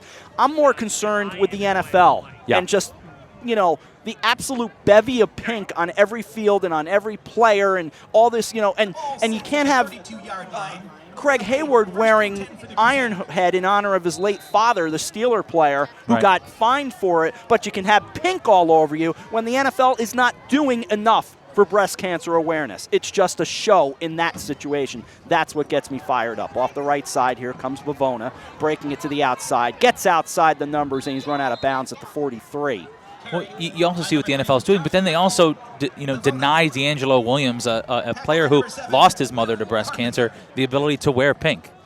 So, it's kind of like they just take it on almost like a case-by-case basis, which is ridiculous. It's the Roger Goodell thing, and, that's a soapbox for another day. And, it just harkens back to Jim McMahon and the Adidas headband and wearing Roselle across his headband. And, it just takes you back to another time. It's a great soapbox for Nutmeg Sports. It would be. But we continue on here with a first down at the 42-yard line. Shotgun snap, and they give it off to the left side. Around that left side goes Malia. Malia with a flag down, breaks a tackle, takes it to the far side to the Ridgefield 38-yard line. And we're going to get a holding call against Ridgefield, so or against Trinity Catholic, a big break for Ridgefield. But it is mind-boggling to me that they have not been able to contain the edge here. That every single run that has succeeded for Trinity Catholic has been on the outside, getting to the edge, whether it's with John Michael Bavona or Nick Malia. They've been able to take that little, handoff out of the backfield and shotgun and just kind of, jet sweep it to the outside. And there's no defense. There's no Ridgefield defenders on the outside. They can just run free. So Ridgefield is going to have to change something about their defensive scheme right now to make sure, if you give up 5 to 6 yards up the middle, it's better than giving up 30 yards on the edge. Ball at the 35-yard line after the penalty. A 1st and 17 now. Little play fake, now running it up the middle goes Granada, and Granada able to tumble down near the 49. Has not had much success throwing the ball because he hasn't had the game action, but he did get a nice run there to get a lot closer to the first down. And now you can see, trying to catch Ridgefield off guard, Trinity Catholic's going to go tempo here. 2nd and 5. Waiting. Looked like they were jumpy, but no call. Bavona waiting to find the block. Goes to the left side. He'll turn that for a first down. One of the most patient pieces of running I've ever seen to get to the 45-yard line and a first down for Trinity Catholic. The previous run by Granada, I have to point out, because it's the same play that Anthony Lombardi scored on for Trinity Catholic in the first half. They fake that read option play. He reads the defensive end. If the defensive end shuts down on the running back, he keeps it like he did there. Picked up a nice gain, showed value with his legs. First down at the Ridgefield 44. Trinity leads 20-14. 8 on the play clock. Granada waiting. Now takes the shotgun snap. He just waits and goes to fake to give it off to Bavona. He'll run it himself, then takes a hard hit near the 39-yard line. Tripped up pretty good. Coming up quick and hard on the stop. Number 26. And the stop made by Charlie Bonaparte, who just lowered the boom. Brings up a 2nd down from the Crusaders. 2nd and 4. Night gets chillier here. 8:42, clock running 3rd quarter, 20-14. Fall is in full effect. Well, we expected it. Temperatures will get a little colder tomorrow. The problem is, it was not that long ago it was 70, 75, and you still felt comfortable in shorts. Now all of a sudden you're heading down to 20 to 25 tomorrow night with the wind chill. 2nd and 5 across the 40 at the 39-yard line. The give goes left. Malia, he'll get a first down around the edge, stays inside the numbers. Now tries to turn it to the outside as he gets down near the 25-yard line.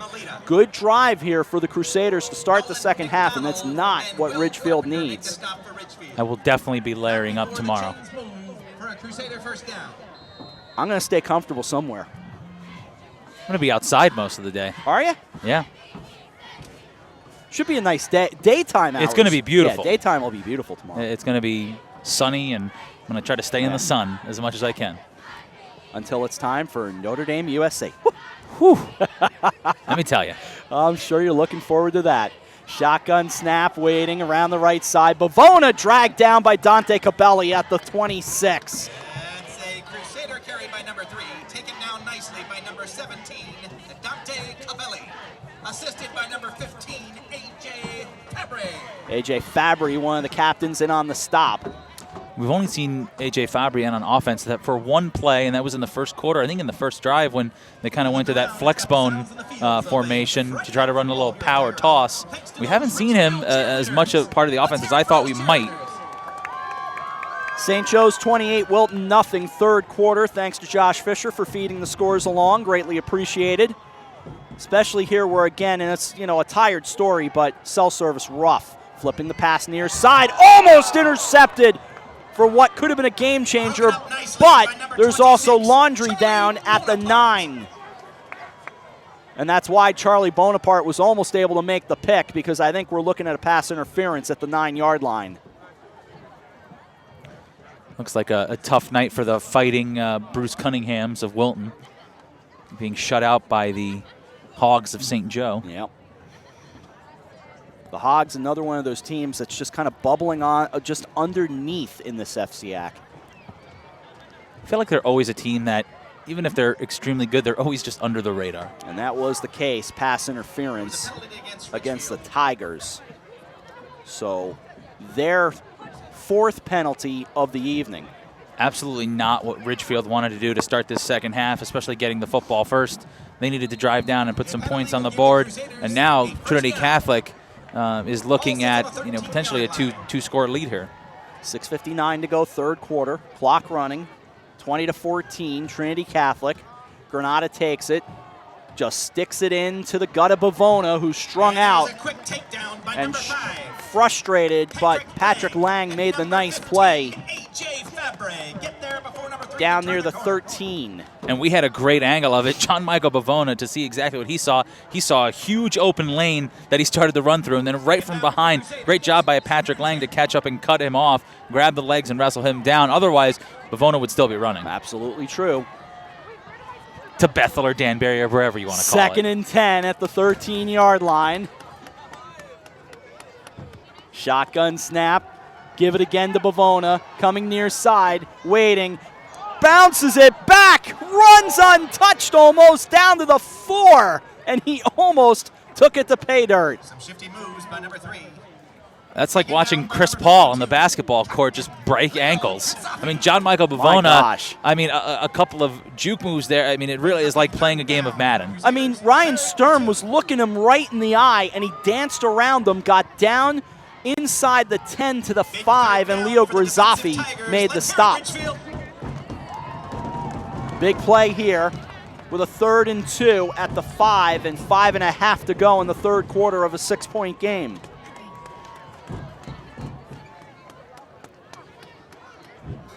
Again in shotgun. Waiting is Granada. And Granada now takes a look at his sideline. And the Crusaders will spend a timeout. And, I mean, if Trinity isn't comfortable with kicking an extra point, it's almost guaranteed that this is 4-down territory for them. So they're going to have 2 plays to get it in from the 2-yard line here.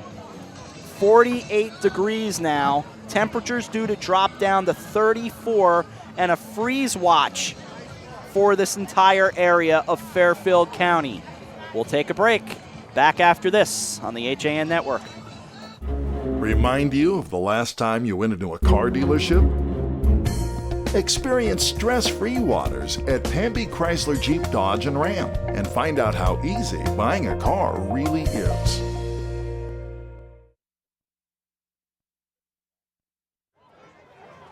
Crusaders come back up to the line of scrimmage with a 3rd and 2.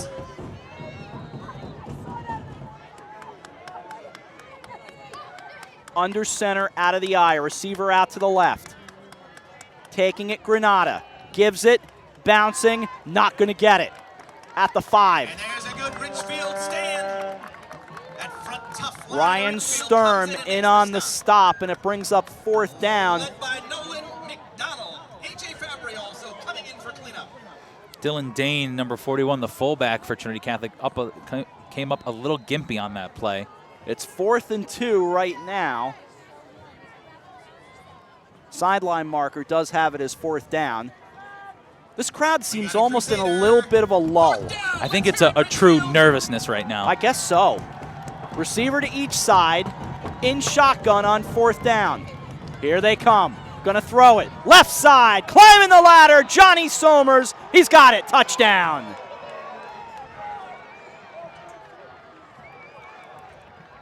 Johnny Somers on the little fade route, the captain, tight end, lined up on the outside, a big mismatch at 6'3", 185 pounds. Goes up, high points the football, and comes down with it and maintains possession. Great job by Nick Granada under pressure to deliver that ball where only his receiver could catch it.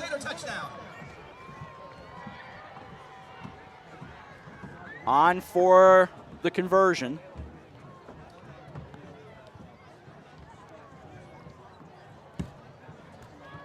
And they'll line it up at the 3. They've yet to even think about kicking anything tonight.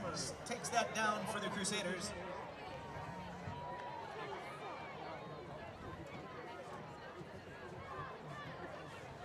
The Crusaders go for the 2-point conversion. Granada waiting. Takes it out of shotgun. Gives it to Bavona. Bavona stacked up at the goal line. Unable to get in. 4:28 to go in the 3rd quarter.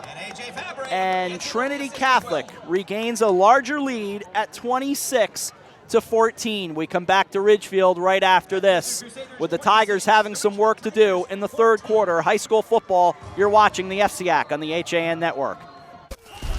When you experience a sports injury, you want to get better and fast. Coastal Ortho Express gives you direct access to orthopedic care quickly. Their physicians are fellowship trained in sports medicine at world-class universities and are also team doctors for area football teams. For specialized personal care of sports injuries, go to Coastal Ortho Express. Open Monday through Saturday in the iPark building, 761 Main Avenue in Norwalk, or coastalorthoexpress.com. Coastal Orthopedics, keeping you on the move.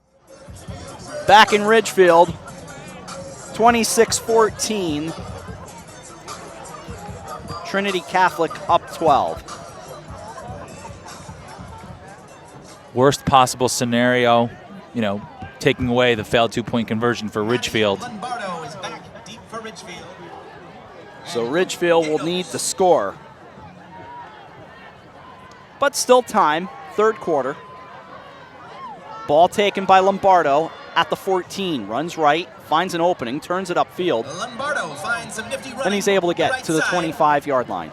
It was nifty running. Very interesting that they kicked it off deep there, but they won't kick an extra point. It is interesting, isn't it? Right? And Bavona's punting has not been terrible. He's been all right. It's not been terrible. Yeah. Intriguing. All right, out come the Tigers from the far side hash mark. Near the 25, mark it at the 26-yard line. From right to left they go. Shotgun snap for Fowler, hands it off. Looked like Papadopoulos able to get to the 26, but that's about it. So right back near the original line of scrimmage. Number 22, Petros Papadopoulos. And indeed, it was Petros Papadopoulos, the junior who's listed as a kicker on the roster, but has obviously been pressed into service as a running back as well. And that's, of course, due to the season-ending injury in the preseason from Jackson Turek, the starting running back and senior. 2nd and 9, Fowler to throw. Plenty of time, swings it left. He does find Longo, but Longo hit immediately for a gain of maybe a yard. But Nick Malia hammered him right near the original line of scrimmage. I would say it's no gain. And if you're Ridgefield, in order to compete in the second half, you're going to have to trust Fowler to throw the ball down the field. They've been able to get away with the 5 to 7 yard hitches and the little slant routes and drag routes, but you're going to need to test this secondary of Trinity Catholic right here. 3rd and 9. Taking the snap, dropping back. Fowler steps up, brings it to the left, slings it, does find a man who breaks around. Lombardo with a first down and more to the 48-yard line. A gain of 21 and a first down. Nick Malia made the stop. That moves the chains for the Ridgefield Tigers. Ridgefield, first down. So the Tigers get the first down. They send 2 receivers out to the left, 2 to the right. Fowler to throw. A laser beam on the far side that is intercepted by Bavona. To the sideline he goes, and he's out of bounds. First turnover of the night. A ball that got knocked around, and Bavona gets the pick. Tipped off the receiver's hands right into the arms of John Michael Bavona. So he can do it running the football. He can do it in the defensive backfield. And now Trinity Catholic takes over, and this crowd is about as quiet as we've heard it all game long. Of course, many here, they're students, they're coming out to hang with their friends, so it's as much a social gathering as any, and that's at any school. It's not just this one. Completely agree. We can hear plenty of the chatter among some of the students, certainly the younger students as well. And Ridgefield is great for fan support. They've got a great student cheering section, the Tigers Lair, down to our far right. Crusaders trying to get the points off the turnover and put this one possibly out of reach. First down, handoff, moving forward down near the 36. And number 3 takes it up the middle for the Crusaders. Tackle by number... Play getting a little fierce. I don't think that was Bavona on the carry. I actually think that was Justin Green who took it. The slot back. Getting a little chippy on the field. Yeah. There's a little chippiness. And I'll tell you why it wasn't Bavona, because Bavona's not on the field. Yeah. You can tell by his pink sleeve. Right. Malia's the halfback now off to the left side of Granada. And he will take the ball. Runs it right up the gut and spins right to the 34. Grizafi makes the stop. A little slow getting up. He looks a little roughed up. Brings up a 3rd down for the Crusaders. 3rd and 3. So it's a 3rd down play. 3rd and 3 at the 33. 1:44 to go. 3rd quarter. Feeling the crowd have kind of thinned out, at least off to our left, but nothing to complain about. Brings up a 3rd and 3. 26-14, 5 on the play clock. Crusaders have got to hustle. 2-1, snap it, and a timeout. Trinity Catholic spends their second. And unfortunately, even though it's their second timeout, I think it's a good one. Rather than taking the 5-yard penalty and making it 3rd and 8 or 9, you take the timeout, you get the right play call in, and you're still at 3rd and 3. You can hopefully pick this up and continue the drive. Couple of more scores. Staples leading Stanford 28-0. That game also available on the HAN Network tonight, as the Stanford Black Knight broadcasters have offered their stream over to us, and we're happy to have them as part of the network. Staples, so 28-0, that's 3rd quarter. Ansonia took care of Holy Cross 47-0. St. Joe's 28, Wilton 0, 3rd quarter. And we have no update as of yet on what's happened with Anthony Lombardi. 3rd and 3, off the timeout. Granada takes it, gives it, and shut the door down immediately. As in to knock him down was Cody Loweth, the handoff to Malia. But that is part of the story here tonight, is that Anthony Lombardi injured early on in this game. And, just looking at it from where the athletic trainers were working on him, we definitely can't speculate, but it looked like they were working on his shoulder. And I'll be honest, I don't even see him at this point. That doesn't mean he's not there. I'm not implying that. I'm saying from our perspective, It's tough to see. Fourth down, 4th and 5. Hey, Fourth Ridgefield, and 5. Let's get on our feet. Let's hear it. They're going to go for it from under center. Play action, setting, throwing, caught! Somers flagged down, doesn't matter, they'll decline the penalty. It'll be a first down at the 10-yard line. Wow, what a great job by Nick Granata, selling that play fake to John Michael Bavona, and then really trusting his receiver to go up and get that football. He was actually well covered. And it's a pass interference offensive. Wow. I didn't see that. Wow. And I guess a little push off there by Somers, and a big break for Ridgefield. A.J. Fabry was the defender, and I thought he was going to get hit for pass interference, which would have been declined, but not the case. It goes the other way, and now, you back it all the way up.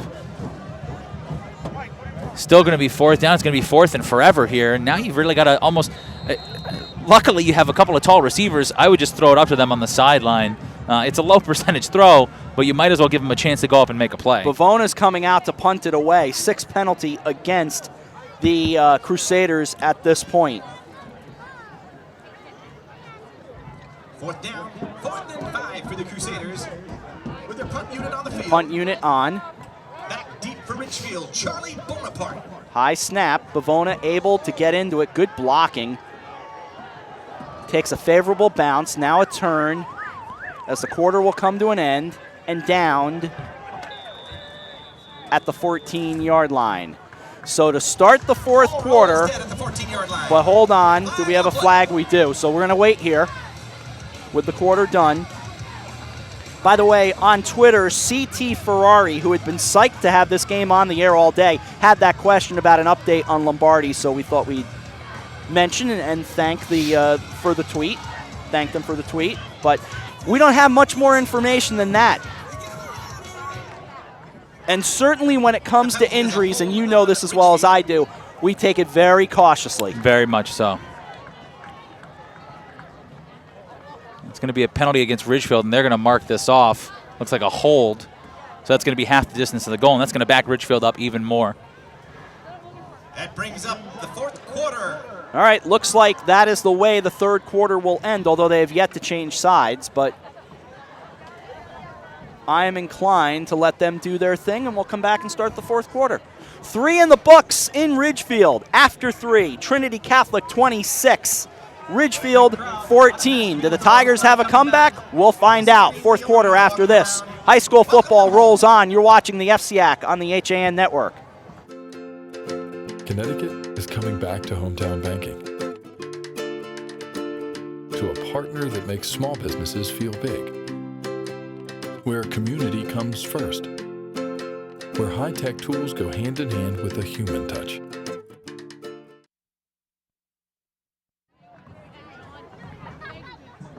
Back at Ridgefield High School, first down pass play is complete. Moving forward to the 11-yard line. Completion Fowler to number 6, Matty Lombardo. And now they'll move the ball the opposite way. After all that. Now the fourth quarter. An untimed down. It was an untimed down, but that's a weird. Now, to be fair, clock is kept down there. It is. Now they've gotten better at that, where they often have an official up there working in concert. But this is completely unofficial. On the field is official. Okay. And that's thanks to our sponsors. Shall we try this again? Fairfield County Bank. Okay, we'll take another break. Fourth quarter starts after this. 26-14. Trinity Catholic leads Ridgefield. You're watching the FCIAC on the HAN Network. Connecticut is coming back to hometown banking. To a partner that makes small businesses feel big. Where community comes first. Where high-tech tools go hand in hand with a human touch. Where you get the know-how only neighbors can deliver. Where saving time is important too. It's time to expect more. It's time to bank well. Bank smart. Bank local. Bank well. High school football on the HAN Network is brought to you by Carl Chevrolet and by Walter Stewart's Market. Fourth quarter begins here in Ridgefield with Chris Irway. I'm Rob Adams. 26-14 is our score. After all of that weirdness, it's second down. 2nd and 5, pass left side, goes to Matt Lombardo, breaks one tackle, breaks another, gets out near the 26-yard line. It's a gain of 14 and a first down. And now down 2 scores. You'll see Ridgefield go with a little bit more tempo than they're used to running. Out of this spread offense, you can see Fowler looking to the sideline to get a play in immediately. All the receivers looking at their wristbands, try and figure out what play is being called, and now lined up in shotgun. 3 receivers right, 1 out to the left. By the way, the sideline marker says 2. It's first down. Now it will be second down after Fowler has been sacked. I don't want to climb on one of my soapboxes and get crazy, but can everybody get on the same page, please? It would be nice. Okay. That's all. We're not all perfectionists like yourself, Rob. A loss of 11 on the play, my friend. Yeah. Keep your loyalty. Okay. Now it's second down. I'm very loyal to you. Very loyal. Don't you start. Very loyal. Darien leads McMahon 42-3, third quarter. Oh, boy.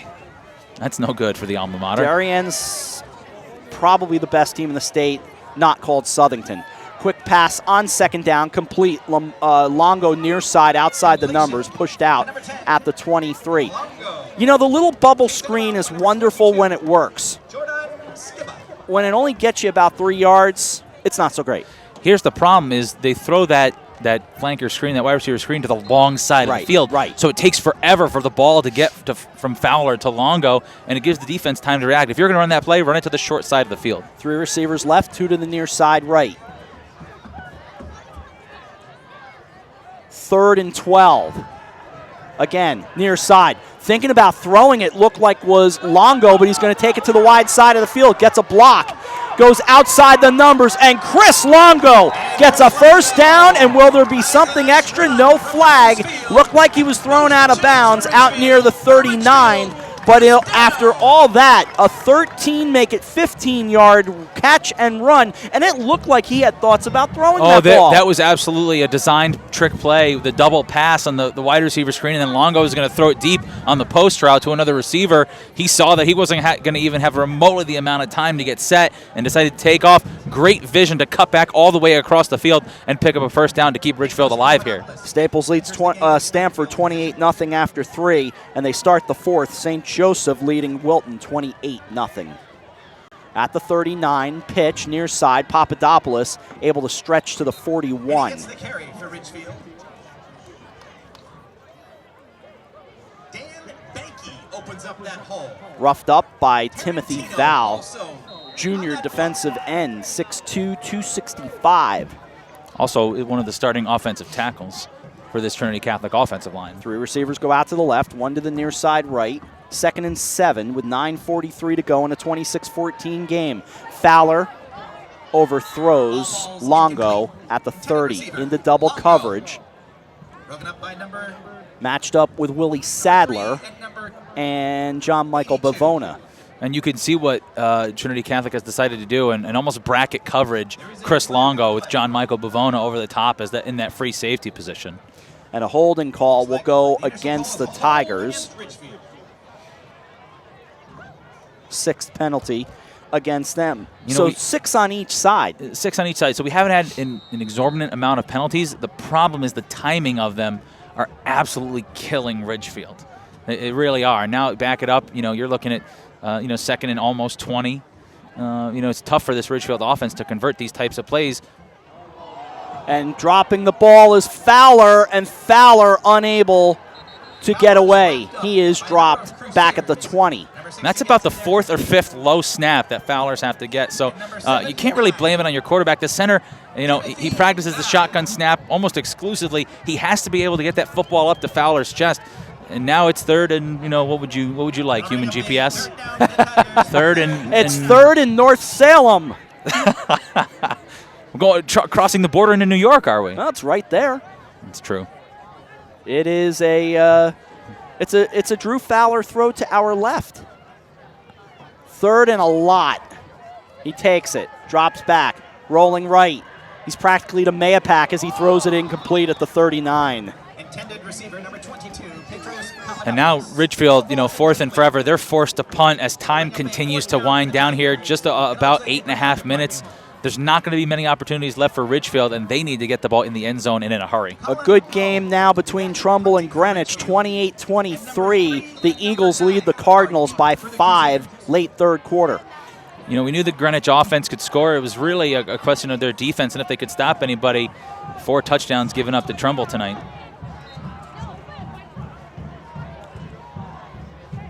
And I wondered about the Eagle defense against the Cardinal offense as well. I wouldn't have surprised me to see even bigger numbers in that game. Yeah. Punt team on for the Ridgefield Tigers. They trail by 12, 26-14 with 8.5 to go. Here is the punt. Bounces down at the 48. Bavona had it hit him, and the Tigers have got it.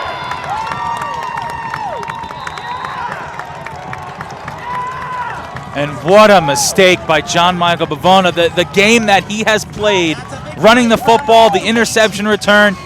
I mean, just get away from the football. Don't even get near it. A little bit of hesitation on his end whether or not to catch that football or let it go.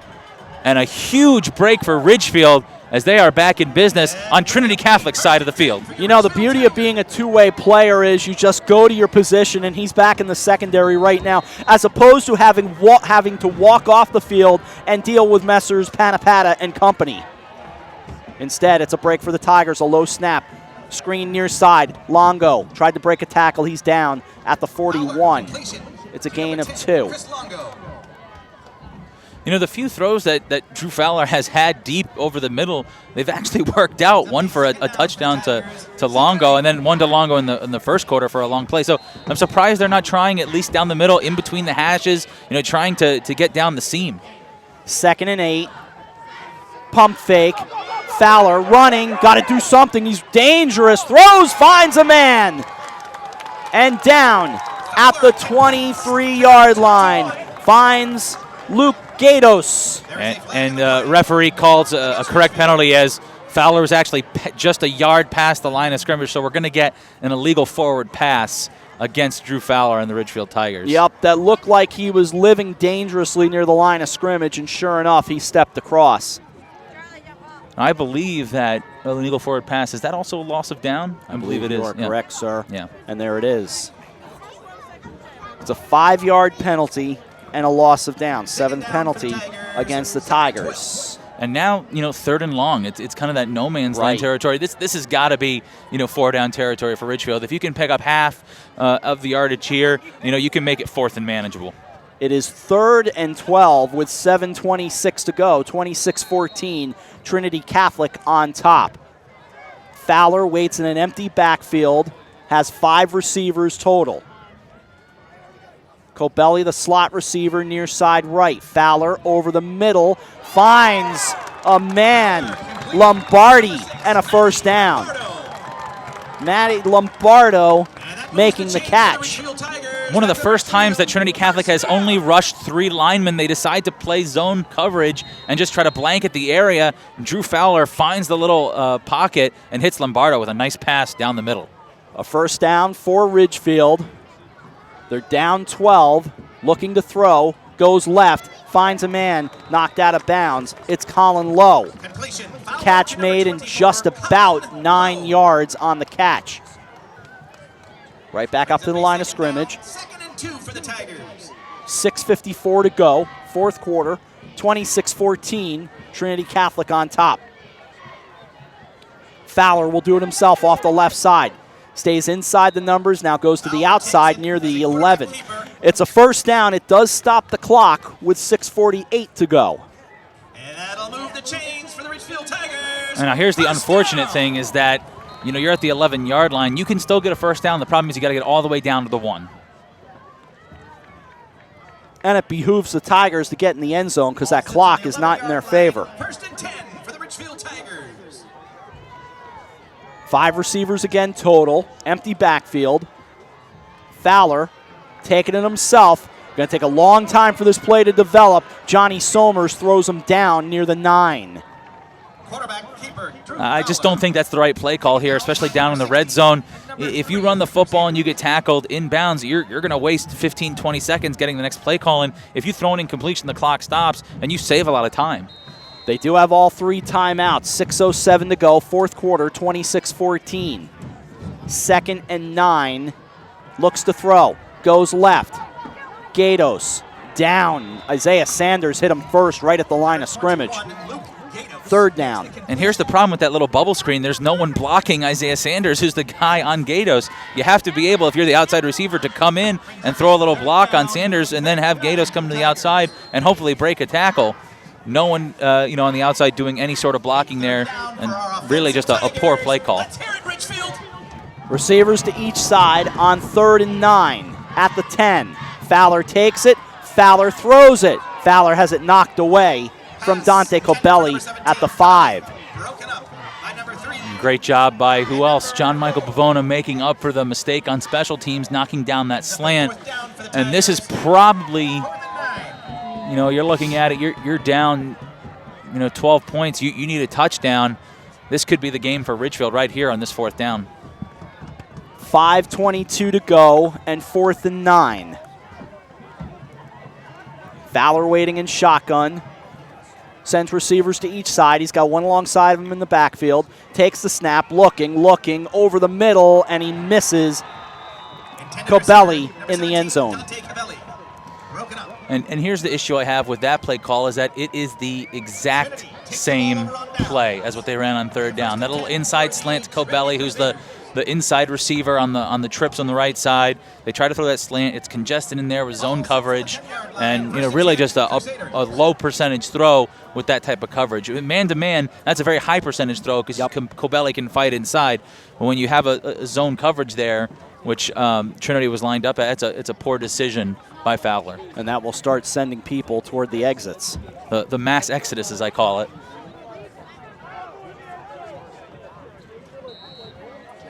First down. By the way, I was finally able to send that picture to you. Oh, thank you. Hours later. Enough people started leaving. On 1st down, to the right side go the Crusaders. I had taken a picture of Chris and I on our little screen that we had set up on the stonework of this facility here at Lancaster Field at Tiger Hollow. By the way, the concession stand still mighty open with 5 minutes to go. And they're still doing a brisk business. This really is just a great facility. My favorite. Except for once they turn on that cell phone tower. Whew. Oh, it's going to be great. 2nd and 5 after the 5-yard run. Near the 15. To the ground again. Looked like Bavona. Trying to bob and weave himself to the 17. And it was Bavona. I mean, my only complaint, and it's the obvious one that I've authored before, is just the press box does not have a lot of room up there. Yeah, and especially when coaches want to be in there, it's tough for guys like us to get in there. And, well, there's a story. There always is. There always is. But Carl Charles, the athletic director here, he and Travis, who runs this place, they're just incredibly good to us, and they would have welcomed us with open arms up in the booth tonight. I understand that. To the ground on 3rd down. Bavona able to get the 1st down. 3:52 to go, 4th quarter. Ridgefield seems in no rush to stop the clock in the 26-14 game. It's a Crusader 1st down.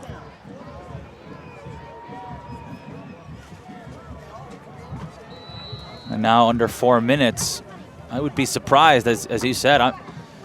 I think if they didn't pick up the 1st down there, Ridgefield would have taken one of their timeouts, but now, hopefully they're looking for a stop here. They're probably going to use their timeouts within this sequence of plays to try to get the ball back. Receivers to each side. Sanders, the receiver, out to the left, but they'll just keep it on the ground and get to the 21. Coming in quickly. Number 17, Dante Cobelli. Dante Cobelli makes the stop. Okay, now I'm very surprised that they haven't used their timeouts. And indeed, you were mentioning to me earlier that it looked like, and again, this is speculation, that Lombardi looked like it was his shoulder they were working on, and the last we could tell looks like his arm was in a sling. So that's a note that I received between Dave Stewart and Josh Fisher. Thanks, guys. Right back to the ground. Almost able to break it was Malia as he gets to the 30. That is a tough loss, a tough pill to swallow for Trinity Catholic. And obviously we don't speculate on the severity of the injury, but if his arm is in a sling, I'm sure he'll be getting that reevaluated tomorrow. Just try to give you what we see, what the facts are, and then you go from there. These are kids. These aren't professionals. We are not going to speculate beyond that. Third down play coming up. 2:19 to go, 26-14 Trinity Catholic. And Malia hit almost immediately in the backfield. Cabelli made the stop. The amazing thing is, and you mentioned it, it's almost like the crowd doesn't seem to, they're kind of out of it. They're kind of out of it, man. It's quiet here for a homecoming especially. That was a pretty big stop right there. I mean, now, look, it's still a 2-score game. There's 2:10 to go, but there's a fourth down play coming up. I mean, you could run a punt back for a touchdown. There are a lot of things that could happen. So, I mean, the game, isn't over. It's definitely, heavily one-sided to Trinity Catholic, but we'll see what happens on this fourth down. I mean, Ridgefield could block a punt. They could bring a punt block and return with something for a touchdown. I mean, there's a lot of different things that could happen. Of course, Trinity Catholic could just go for it. They could, and then turn out the lights. Yeah. And interesting call coming up here, considering they're not big on their kicking game, although Bavona has punted the ball fairly well. But as we all know, I can't get no satisfaction. You can't. You never do. No. All you get is grief. That's it. 2:10 to go, fourth quarter. 26-14. I see, it looks like Nick Granada coming out on 4th down and 4. Interesting. And Coach Panapata trying to ice this game right now. Trying, for one thing for sure, try to get the Tigers to jump offside. Here we go, 4th down for the Crusaders, 4th and 3. Out of the huddle they break. Receivers to each side. Will they snap it? Oh, jumping on the other side was Sanders. And there's an illegal procedure penalty on the Crusaders. That'll go against the Crusaders, and now the kicking team has to come on. 7th penalty against Trinity Catholic. And for as calm as Coach Panapata said he has become over the past 10 years, that might get his blood boiling just a little bit. Little bit. And number 6, Manny Lombardo. Gatos and Lombardo wait at their own 44 with 2:10 to play in a 12-point game. There's still a hint of Ridgefield having a prayer. Good snap. Bavona is going to run with it. And he's taken down at the 14-yard line. I don't know if that was a play call. Was that designed from Coach Panapata, or was that just John Michael Bavona seeing that there was a heavy rush? I am in shock right now. Ridgefield with still 2 minutes to go, back in business in the red zone. I said anything could happen. I said the game wasn't over. That is the last thing I expected if it was a called fake punt from Coach Panapata right there deep in their own territory. My goodness. 2:02 to go, and the Tigers holding on for dear life. Fowler takes it. Fowler angling it. Longo, he's got it! And dropped it. Oh, that ball was there. Man-to-man coverage. Boy, that could have been a big game changer. 1:55 to go. Chris Longo goes up, gets the football, comes down with it, and then it's stripped right at the last minute. Unbelievable play. I wouldn't be surprised to see them go right back to it, especially one-on-one coverage. It looks like they're going to bracket Longo here, though, on the right side. 2nd and 10 at the 15-yard line. Fowler left side. Dangerous. Almost intercepted and incomplete. 1:50 to go in the fourth quarter. Fowler's going to have to use the middle of the field. That's where all his passes have been successful. The 5- and 7-yard hitches have been good to the outside, but down the middle, in between the hashes, down the seam, is where he can get the ball deep into the end zone. For the Ridgefield Tigers, 3rd and 10. 3rd and 10 at the Trinity 15-yard line after that interesting fake punt. 26-14 with 1:50 to go, fourth quarter. Many in this crowd gone. The rest still a little baffled by what they're seeing in a flag down. Play clock had expired. The one thing you can't do right there is take a penalty. And with 3 timeouts or 2 timeouts. Wow. So unfortunate for Ridgefield. You can see the coverage that Trinity Catholic is playing is they are doing a bracket coverage with a cornerback and a safety over the top on Longo. And then for Cobelli, they've got another cornerback, and then they've got the safety playing in the middle of the field looking out for that slant pass. 3rd and long. Fowler rolls. Still rolling. Still rolling. Now throwing. Cobelli couldn't grab it. Back of the end zone. Cobelli jumped as high as he could, just a little overthrown. And now we're really looking at the ball game right here. 4th and 15. They've got to get down to the 5, about the 5-yard line, or this game is going to be over. Yep. Just a series of plays not run very well by this Ridgefield offense. Trinity Catholic has let them back into this game, has given them every opportunity to get back into it, but got to credit the Trinity Catholic defense and the way they've stepped up here in the second half. Ball will be placed and now walked back.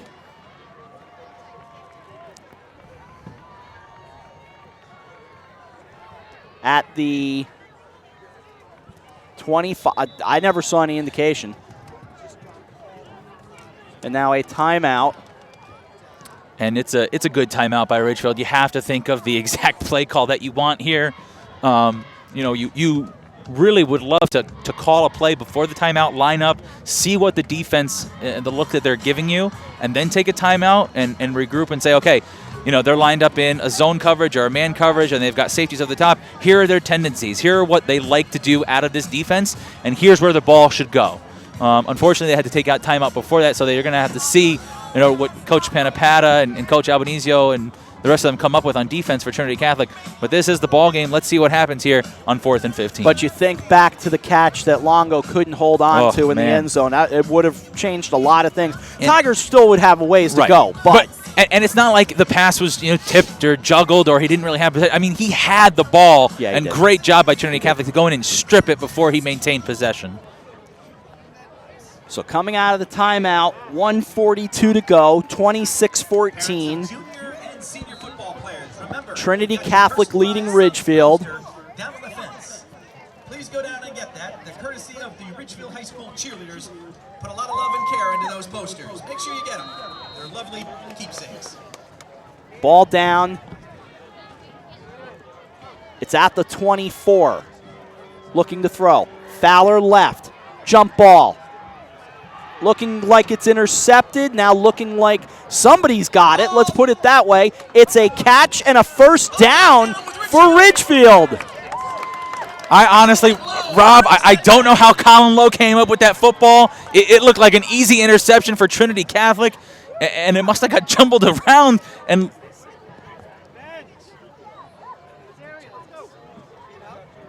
as a result of that completion, that's a Ridgefield first down. So it's 1st and goal at the 3. We've seen it all, Rob. Now Fabry comes in at quarterback with 1:33 to go. I'm shocked that Fabry's in at quarterback right now, Rob. I'm shocked at a lot of things tonight. To the ground goes Fabry, into the end zone. Indication not coming yet. Yes, touchdown. And that's why you want your 6'1", 215-pound quarterback compared to your 5'8", 160-pound quarterback. The play was quarterback sneak, the safest play, the most conservative play in football. Fabry takes it, gets behind his offensive line, and now they're an onside kick away from getting this ball back and potentially having a chance to tie the game. 1:21 to go. Papadopoulos for the extra point. Number 21, Luke Gatos. Luke Gatos to hold it.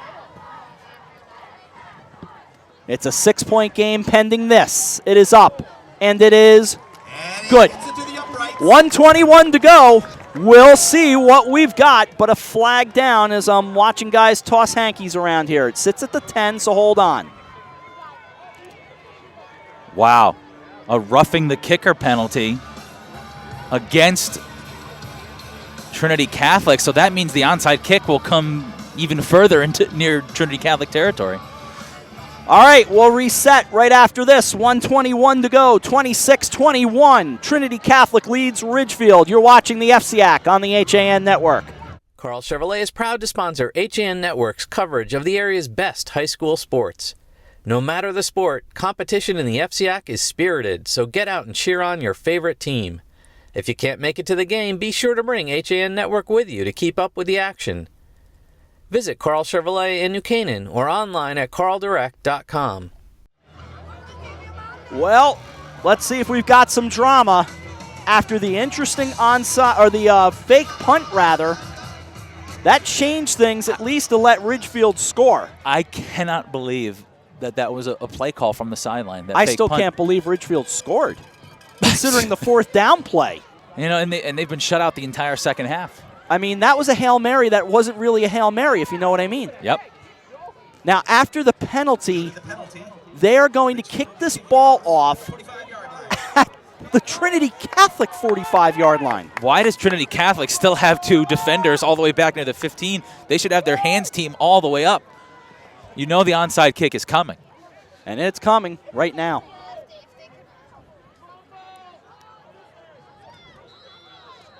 Now the approach. Here it comes. And they put it right into the arms of an up man at the 44. Now, of course, they're all going to push and shove, and we're going to watch. Ooh, and watch out there. Ooh, that was an official. Boy, oh boy. That was, I believe, was that Granada? Yes, it was. Wow. Granada almost spun around. And almost made contact with the official, which would have gotten him ejected. Yeah. So a valiant effort by Ridgefield. A great job by the hands team of Trinity Catholic to recover that football. And they'll be able to run the clock because Ridgefield only has one timeout left. So barring, you know, a crazy turnover or some sort of fumble, this game is effectively over. And Trinity Catholic is going to come out with a very hard-fought, well-deserved win without their starting quarterback. Again, still 1:21 to go and a timeout remaining for Ridgefield.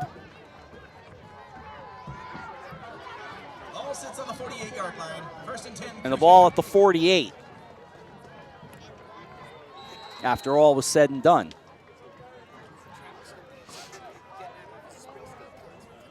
Crusaders will gather in the huddle. Nick Granada on in relief of Anthony Lombardi. Lombardi, from what we can tell, a shoulder injury. Granada under center. Give it to Bavona. Bavona holding on to that ball for dear life. Gets to the Ridgefield 49. The Tigers will take a timeout with 1:14 to go. Are you surprised that Trinity Catholic is actually running plays rather than just taking a knee? I am. I am absolutely surprised. I'm shocked by some of the decisions that we've seen tonight. Oh, it's been an interesting game for sure. I think the most shocked is probably AJ. Fabry or Simonowski? Simonowski. Oh, okay. AJ Fabry's on the field. AJ Simonowski standing right here with us, and he's rolling, rolling, rolling. The theme to Rawhide. A TV show from a lifetime ago. And up to the line of scrimmage come the Crusaders. Granada under center is going to hand it off. Bavona stretching, not quite, or maybe enough for a. If they're putting it where I see it, it's a first down, and this ball game is over. First down, Crusaders. And that is it. He just kept the feet moving, and that's enough to say goodnight. Again, a well-deserved victory by Trinity Catholic. Looked like they were going to run away with this football game up 14-0 early. You know, your senior leader and quarterback Anthony Lombardi goes down. You know, with a potential shoulder injury. Nick Granada comes on, not asked to do much, but got it done. and that's what needed to happen. John Michael Bavona, a very solid game, aside from the one special teams blunder. But other than that, a gritty win for Trinity Catholic and a tough loss on homecoming for Ridgefield. 5 minutes to go, fourth quarter. Trumbull on top of Greenwich, 28-23. We have one more snap here tonight as Granada will gather them all in the victory formation. Watches the play clock as it rolls down under 10, takes it, drops to the knee, and this one is in the books.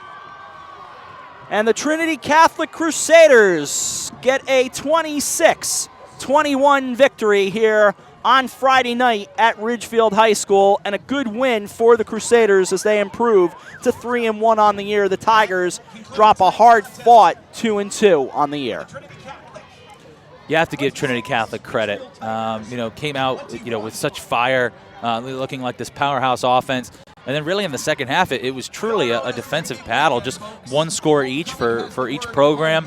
But when Trinity Catholic's defense needed to step up, they got it done. And Ridgefield, a bunch of opportunities missed, both with bad timed penalties, and then really poor job in the red zone, from this Ridgefield offense, just not able to get it done. So credit this, Trinity Catholic defense on holding strong and holding the line. And still a story coming out of this game is the injury to Anthony Lombardi, the quarterback and captain, one of the captains of Trinity Catholic. From what we could tell and from what we were told, an injured shoulder, and certainly hoping all the best for him. Truly one of the best quarterbacks in the FCIAC as well. Yeah, and I'm sure we'll hear more about the injury to Lombardi. I think for Nick Granada, it was definitely a learning experience tonight, especially against a solid defense in Ridgefield. But he was asked to do not too much. But he threw a touchdown pass. He completed a couple third downs. He ran the ball nicely on the read option. So credit Granada for a guy who has not had much playing time, to come in here at a hostile environment at Tiger Hollow and Lancaster Field and Ridgefield and get the job done for them tonight. So the final score from Ridgefield High School, the Trinity Catholic Crusaders 26, the Ridgefield Tigers 21. We'll take a timeout, come back and put a ribbon on it right after this. High school football wrapping up for a Friday night. You're watching the FCIAC on the HAN Network.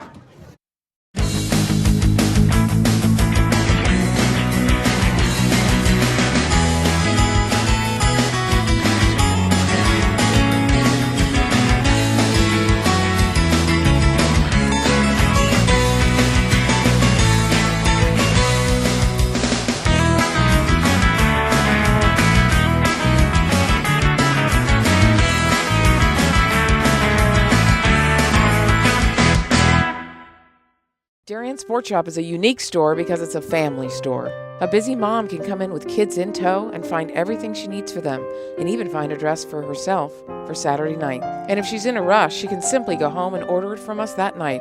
We'll deliver it the next day. The Darien Sports Shop. We're pretty on the outside and amazing on the inside. Conveniently located with free and easy parking at 1127 Post Road, Darien, Connecticut. Or shop us online at dariensport.com. Connecticut is coming back to hometown banking. To a partner that makes small businesses feel big. Where community comes first. Where high-tech tools go hand in hand with a human touch. Where you get the know-how only neighbors can deliver. Where saving time is important too. It's time to expect more. It's time to bank well. Bank smart. Bank local. Bank well. When you experience a sports injury, you want to get better and fast. Coastal Ortho Express gives you direct access to orthopedic care quickly. Their physicians are fellowship trained in sports medicine at world-class universities and are also team doctors for area football teams. For specialized personal care of sports injuries, go to Coastal Ortho Express. Open Monday through Saturday in the iPark building, 761 Main Avenue in Norwalk, or coastalorthoexpress.com. Coastal Orthopedics, keeping you on the move.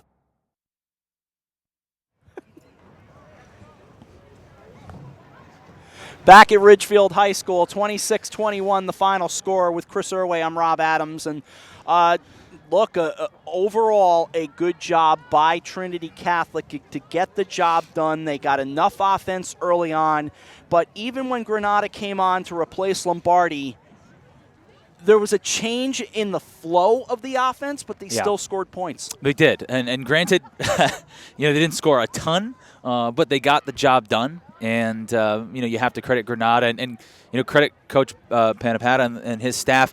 I'm still a little bewildered on the fake punt with John Michael Bavona. If you're going to run a fake punt, run it to the up man and not the kicker. That's 15 yards deep. But they got away with it. Ridgefield, unable to get the job done here at home.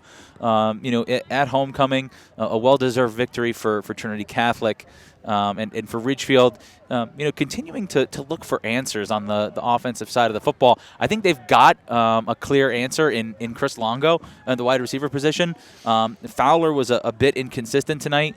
He did make some solid throws down the middle, but they're going to need to find another deep threat because they can't just live on the dink and dunk passing the rest of this year. But the key is don't turn the ball over, right. And Fowler didn't do that. He didn't do that. He managed the game very well. It really was, poor timed penalties. A lot of holding calls. They had a couple blocks in the back. A personal foul here and there. So, while it wasn't, 20 penalties in the first half like we've seen with previous ball games, it was really just, poorly timed penalties that killed a lot of Ridgefield drives because they were really moving the football nicely there for a while in the middle of the game. They were, but, the Crusaders had just enough. And again, questionable decisions in this game, things that really fascinated me. Yeah, just some things that if I'm looking at it and I'm a coach, I'd put my life savings on it that I wouldn't have done a fake punt inside my own red zone, with 2 minutes to go. But, maybe they saw something. I mean, John Michael Bavona is an explosive back. Maybe they thought there's no way they're going to think that we're going to run a fake punt here. I mean, there's a lot of things that goes through a coach's mind, and, we're not in Coach Panapata's mind, during that. So he must have seen something. His coaching staff must have saw something to think that would work. It didn't. They lucked out and got the job done tonight. So good job, and I won't see you next week. Not next week. Taking a week off, but I will be back the week after. Chris Kalin will join me in the booth next week for the Marinelli Bowl down in Greenwich as New Canaan takes on the Greenwich Cardinals. We'll also have girls soccer for you on Tuesday at 7 as Wilton plays New Canaan. That is in New Canaan at Dunning Field. And on Wednesday, the FCIAC Cross Country Championship comes your way, 2 o'clock.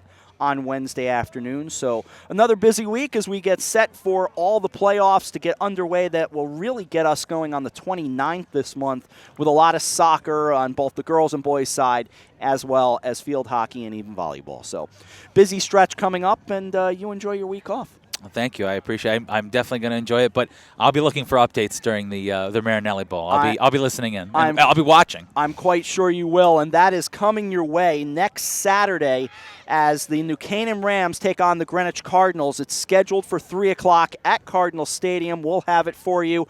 All the activities, I would imagine, and we'll confirm this as the week gets along, but I would say in all likelihood we will be off and running at noon with FCIAC Tailgate, 1 o'clock FCIAC Game Day, and then we'll have the call, Cato and I, at 3 o'clock in the stands at Greenwich High School. We have not worked in many booths this year. No, it's been a stands and outside type of thing, so getting our leg day in if you missed the gym. Yeah, I'm trying to think. Cato and I worked in the booth. Well, you and I worked in the booth last week in Danbury. We did, which was kind of nice. That was kind of nice. We were kind of spoiled for a night. But in any event, a final thought from you. Final thought to me is, the health of Anthony Lombardi. I think this offense runs through him for Trinity Catholic. I think for them to make a deep run into the playoffs, even with one loss, which is doable, they need Anthony Lombardi. I think Granada can manage the offense and can be a manager of the football game, but I think Lombardi is a real star. And I think for this offense to run like a well-oiled machine like we saw in the first quarter and a half, you need Anthony Lombardi. So interested to see, what his prognosis is comes tomorrow when he gets reevaluated. And for the Tigers, they're looking to hang around and certainly make a run in Class S, so they're there. Yeah, I mean, two losses is putting you, kind of at the bottom, and you really have to work your way up. When you get to 1 to 2 to really 2 losses, 3 losses, and you're really out of it. But you don't control your own destiny anymore, Yeah. so you have to look for help. So really all you can do is go out there and win the rest of your games, and hope for some other teams ahead of you to take a tumble, which we've seen quite often the past couple years. Nope, that is exactly right. Let's see, anything else we have to get to tonight? We have cross country, as I mentioned, next week. Coffee break, get your day started on Monday at 11 o'clock. And that's about it.